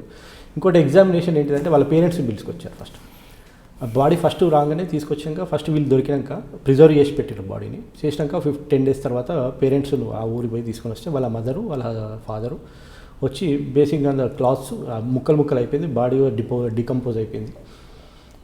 ఆ మట్టెలు ఆ అమ్మాయి మీద ఉన్న గొలుసు గాజులు అండ్ క్లాత్స్ని బట్టి ఆ శవాన్ని గుర్తుపట్టారు. అప్పుడు వాళ్ళు క్లారిటీ వచ్చింది కేసు అసలు ఏం జరిగింది, వీళ్ళ మధ్య రిలేషన్షిప్ ఏంటిది అంటే ఎక్కడ establishment of evidence from the beginning to last వరకు బాగా జరుపుకుంటూ వస్తుందండి. ఇంకా ఇప్పటికీ 44 witness examination, 57 MOs material objects mark చేశాము, అందులో 67 డాక్యుమెంట్స్ మార్క్ చేశామండి. Even collection of CDs, CC cameras, so many things is happening. Hope it will come out with good result అనమాట. ఓకే సార్, ఇప్పుడు మన పింకీ మర్డర్ కేసు పక్కన పెడితే మనకి general item మాట్లాడాలి. మీకు ఫస్ట్లో ఒక క్వశ్చన్ అడిగా, పబ్లిక్ ప్రాసిక్యూటర్ డిఫెన్స్తో కలవడం వల్లే కొన్ని కేసుల్లో బెయిల్స్ వస్తుంటాయి, కొన్ని కేసులు శిక్షలు తప్పిపోతుంటాయని ఒక అపవాదం వినిపిస్తుంటుంది. అందులో వాస్తవం ఉందంటారా? అంటే ప్రతి డిపార్ట్మెంట్లో కొంత చెడు ఉంటుందండి. నేను మొత్తము లేదు అని అయితే చెప్పలేను, కానీ చాలా తక్కువ పర్సెంటేజ్ అలా ఉంటుంది. కానీ 99% అయితే ఒక ప్రొఫెషన్ ఎంచుకున్నప్పుడు నాలాంటి వాడు నాకు చాలా ఇష్టమైన ప్రొఫెషన్లో ఉన్నా కాబట్టి అలాంటి చాలా జరుగుతుంటాయండి, బాగా ఇన్ఫ్లుయెన్స్ చేయడానికి ఎన్నో జరుగుతుంటాయి. కానీ మన కాన్షియస్తో మనం పనిచేయాలి, మన ఇష్టంతో మనం పనిచేయాలి. మనం ఆల్వేస్ విక్టిమ్ని దృష్టిలో పెట్టుకోవాలి. దాన్ని పెట్టుకొని మనం పనిచేసినప్పుడు ఎవరెంత ఇన్ఫ్లుయెన్స్ చేసినా మన వృత్తికి మాత్రం న్యాయం చేస్తామండి. అది మనకు. తర్వాత విట్నెస్లు కానీ లేదంటే కంప్లైంట్ మీ దగ్గరికి వచ్చి వాళ్ళకి మీరు బ్రీఫ్ చేయడం అనేది ఒక ఇంపార్టెంట్. అవునండి. ఒక మంచి మీరు ఇందాక స్టార్టింగ్లో చెప్పారు వాళ్ళకి మంచి ఎన్వైరన్మెంట్ కల్పించాలని. కానీ మీ దగ్గర కోర్టులో కొన్ని కోర్టులు, అంటే నేను రంగారెడ్డి కోర్టు అనట్లేదు, జనరలైజ్గా మాట్లాడుతున్నా, ఆ ఎన్వైరన్మెంట్ కనిపించదు. ఏదో మెట్ల కింద చెట్ల కింద కూర్చుంటారు పబ్లిక్ ప్రాసిక్యూటర్స్. ఒకటైతే వాస్తవం అండి, ఏవైతే ఫెసిలిటీస్కు పబ్లిక్ ప్రాసిక్యూటర్సే కాదు విట్నెస్కు కూడా చాలా ఘోరమైన పరిస్థితి అయితే ఇప్పటికీ ఉంది. అలా ఎలాంటి సందేహం లేదు. ముఖ్యంగా విట్నెస్ అనేదే నేను ఇంతకుముందు చెప్పినట్టు చాలా ముఖ్యం. అతను కోర్టుకు వస్తే కనీసం కూర్చోవడానికి చేరు, ఇచ్చే మంచినీళ్ళు ఇచ్చేవాడు ఉండడు, అడిగేవాడు ఉండడు, ఇంకోటి ఎప్పుడు పిలుస్తారో తెలియదు అనే పరిస్థితులు ఉండే ఇంతకుముందు. కాకపోతే ఇప్పుడు ఇద్దరు కమిషనర్లు, ఈవెన్ సైబరాబాద్ రాచకుండా నాకు రంగారెడ్డి కోర్టులో వస్తుంది కాబట్టి వాళ్ళు ఏం చేస్తున్నారంటే, మాకు షెడ్యూల్ ఉండదు కాబట్టి విట్నెస్ వచ్చినప్పుడు కేవలం మాకే వదిలేయకుండా ఒక ఆఫీసర్ను డిప్యూట్ చేస్తున్నారు. ట్రయల్ స్టార్ట్ చేసాము, ఆ విట్నెస్ని తీసుకొని రావాలి, విట్నెస్కు ఫస్ట్ వానికి మామూలు టిఫిన్ వాళ్ళని చేపియాలని చెప్పిస్తున్నారు, తీసుకొస్తారు. బ్రీఫింగ్ కూడా కొంత వాళ్ళని కూడా సపరేట్గా పెట్టారు. సైబరాబాద్ కమిషనరేట్, రాచకొండ కమిషనరేట్, ఒక ఆఫీసర్ ఏఎస్ఐ, మినిమం ఎస్ఐ వాళ్ళు కూడా వస్తుంటారు. Depends on the situation of the కేసుని బట్టి సిఐలు కూడా వస్తుంటారు. ఈవెన్ ఇప్పుడు కొన్ని మర్డర్ కేసులో ఏసీపీ వాళ్ళు కూడా అటెండ్ అవుతున్నారు. బ్రీఫ్ టోటల్ ట్రయల్ అంతా. దాంతో ఏంటంటే విట్నెస్కి చాలా కాన్ఫిడెన్స్ క్రియేట్ అవుతుంది. కొంతమందికి ఫెసిలిటీస్ పోలీస్ వాళ్ళు మాత్రం ప్రొవైడ్ చేస్తున్నారు. కానీ విట్నెస్కు ఫెసిలిటీస్ ప్రొవైడ్ చేసిన బాధ్యత జ్యుడిషియరీది. అతను కోర్టుకు వస్తున్నాడు కాబట్టి మన ఇన్వాల్వ్మెంట్ ఉండొద్దు. బేసికల్గా పోలీసు వాళ్ళే తీసుకొచ్చి చెప్పిస్తున్నారనే ఉద్దేశం ఉండొద్దు అనమాట. అది కాకపోతే ఏంటంటే విట్నెస్ను సమన్స్ తీసుకొచ్చి విట్నెస్ కోర్టులో ప్రొడ్యూస్ చేయడం మాత్రం పోలీస్ బాధ్యత కాబట్టి ఈ బాధ్యతను కూడా పోలీస్ వాళ్ళు ప్రాసిక్యూటర్స్కి మేము కూడా తీసుకొని వచ్చి వాళ్ళకి కొన్ని ప్రొవైడ్ చేస్తున్నాం. లంచ్ అయినా కానీ టిఫిన్ అయినా కానీ ఫస్ట్ ఎన్విరాన్మెంట్ కూర్చోబెట్టి వాళ్ళకు ప్రశాంతంగా వాళ్ళు, ఎందుకంటే ఇది చాలా ఇంపార్టెంట్. ఎందుకంటే మేము చెప్పేది విట్నెస్ చెప్పేదానికన్నా డిఫెన్స్ అడ్వకేట్ దాన్ని కూడా మేము ప్రిపేర్ చేయాలి, అతను మెంటలీ ప్రిపేర్ చేయాలి. మీరు అన్నట్టు థ్రెటనింగ్ ఉంటుంది, ఇన్ఫ్లుయెన్స్ ఉంటుంది, వాటి నుంచి కూడా ఒక విట్నెస్ను బ్రీఫింగ్ చేయడం అనేది ఒక పెద్ద challenging for the public prosecutor. అది చాలా ఇంపార్టెంట్. అది కరెక్ట్ చేసినప్పుడే పబ్లిక్ ప్రాసిక్యూటర్ కరెక్ట్గా కేసును వాదించగలరు. ఓకే సార్, తెలంగాణ స్టేట్లో పక్కన పెడితే కొన్ని స్టేట్లో ప్రాసిక్యూషన్కి పోలీస్కి మధ్యన ఒక గ్యాప్ అన్నది కనిపిస్తుంటుందండి. అది అంటే ఆ గ్యాప్ ఉండడం వల్ల కేసులు వీగిపోతుంటాయని కూడా వాస్తవమా కాదు? తప్పకుండా అది అది పోలీస్ వాళ్ళు డిసైడ్ చేసుకోవాలండి. ఎందుకంటే చేసే కేసును బిగినింగ్ నుంచి ఛార్జ్షీట్ వేసే వరకు always nothing is wrong in discussion with the public prosecutor. అది ఆ సెక్షన్ ఇది పెడుతున్నాము, ఈ విట్నెస్ మేము కలెక్ట్ చేస్తున్నాము, మీ కన్ఫెషన్ ఇది తీసుకుంటున్నాము, ఇందులో ఈ రికవరీ పెడుతున్నాము, ఈ సీన్ ఆఫ్ అఫెన్స్ ఇట్లా చేసాము, ఇందులో ఇంక్వెస్ట్ రిపోర్ట్ వచ్చింది, ఇలా ఫింగర్ ప్రింట్స్ ఇలా వచ్చాయి, ఈ సెక్షన్స్ ఇవి పెడుతున్నాము, ఇట్లా డ్రాఫ్ట్ చేసాము, ఇవన్నీ డ్రాఫ్ట్ ఛార్జ్షీట్ ఫైనల్ చేసే ముందైనా ప్రతి సిచ్యువేషన్లో కూడా they can take opinion from the coordination with the public prosecutor. Then only that case will be perfection అండి. అది మీరు ఆ గ్యాప్ ఉన్నప్పుడు డెఫినెట్గా కొంత ఇంతో డెఫినెట్గా గ్యాప్ ఉంటుందండి. అయితే కొన్నిసార్లు మాలాంటి వాళ్ళు ఎవరన్నా కొన్ని గ్యాప్స్ వాళ్ళు చిన్న తప్పులు చేసినా దాన్ని కవర్ చేయడానికి కొన్ని అవకాశాలు మన పబ్లిక్ ప్రాసిక్యూటర్స్ ఉన్నాయి. వాటిని ఉపయోగించి తర్వాత అయినా ఎవిడెన్స్ నేను అన్నట్టు 321 పిటిషన్ అయినా తర్వాత మళ్ళీ అడిషనల్ ఎవిడెన్స్ అయినా విట్నెస్ అయినా తీసుకొచ్చి మేము కొన్ని కవర్ చేయడానికి ట్రై చేస్తాము. కానీ అవకాశం వేయకుండా మీరు అన్నట్టు కేసు ఫైనల్ చేసే ముందు ఛార్జ్షీట్ చేసే ముందే పబ్లిక్ ప్రాసిక్యూటర్ తోటి పోలీస్ వాళ్ళు డిస్కస్ చేసి చేయడం అనేది పర్ఫెక్షన్ ఆఫ్ ది కేసుకు ఉపయోగపడుతుంది. ఓకే, ఇంకా ఫైనల్ క్వశ్చన్ అండి. మీలాగా అంటే మీరు నాన్నగారి కోసం వచ్చారు, ఆయన అనుకున్నట్లు చేస్తున్నారు, తర్వాత పబ్లిక్ ప్రాసిక్యూటర్ అవ్వాలని మీకు కోరుకుని నెరవేర్చుకున్నారు, కన్వర్షన్ రేట్ పెరుగుతుంది, అంటే ఎక్విటీ కూడా ఉంది కానీ కన్వర్షన్ రేట్ బాగానే వెళ్తుంది. కొత్తగా మీ డిపార్ట్మెంట్లో రావాలనుకున్న వాళ్ళకి ప్రసాద్ గారు ఇచ్చే మెసేజ్ అండి.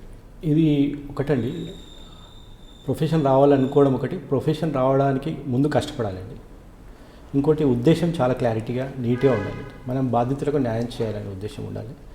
ఒక ఇష్టంతో రావాలండి, కేవలం నాకు ఉద్యోగం కోసం అనేది రాకుండా.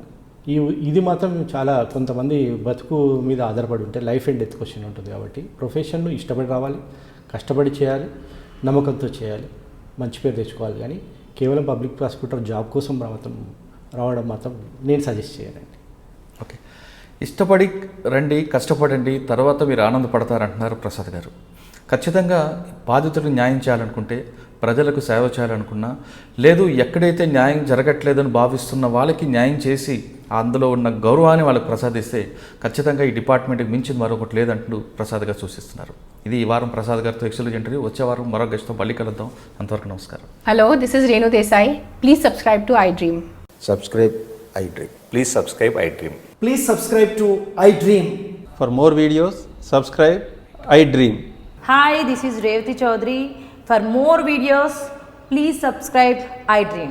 For more videos, please subscribe iDream. మీరందరూ కూడా iDream ఛానల్ని సబ్స్క్రైబ్ చేయాలని కోరుకుంటున్నాను. I'm Sucharita, Home Minister of Andhra Pradesh. For more videos, subscribe iDreams.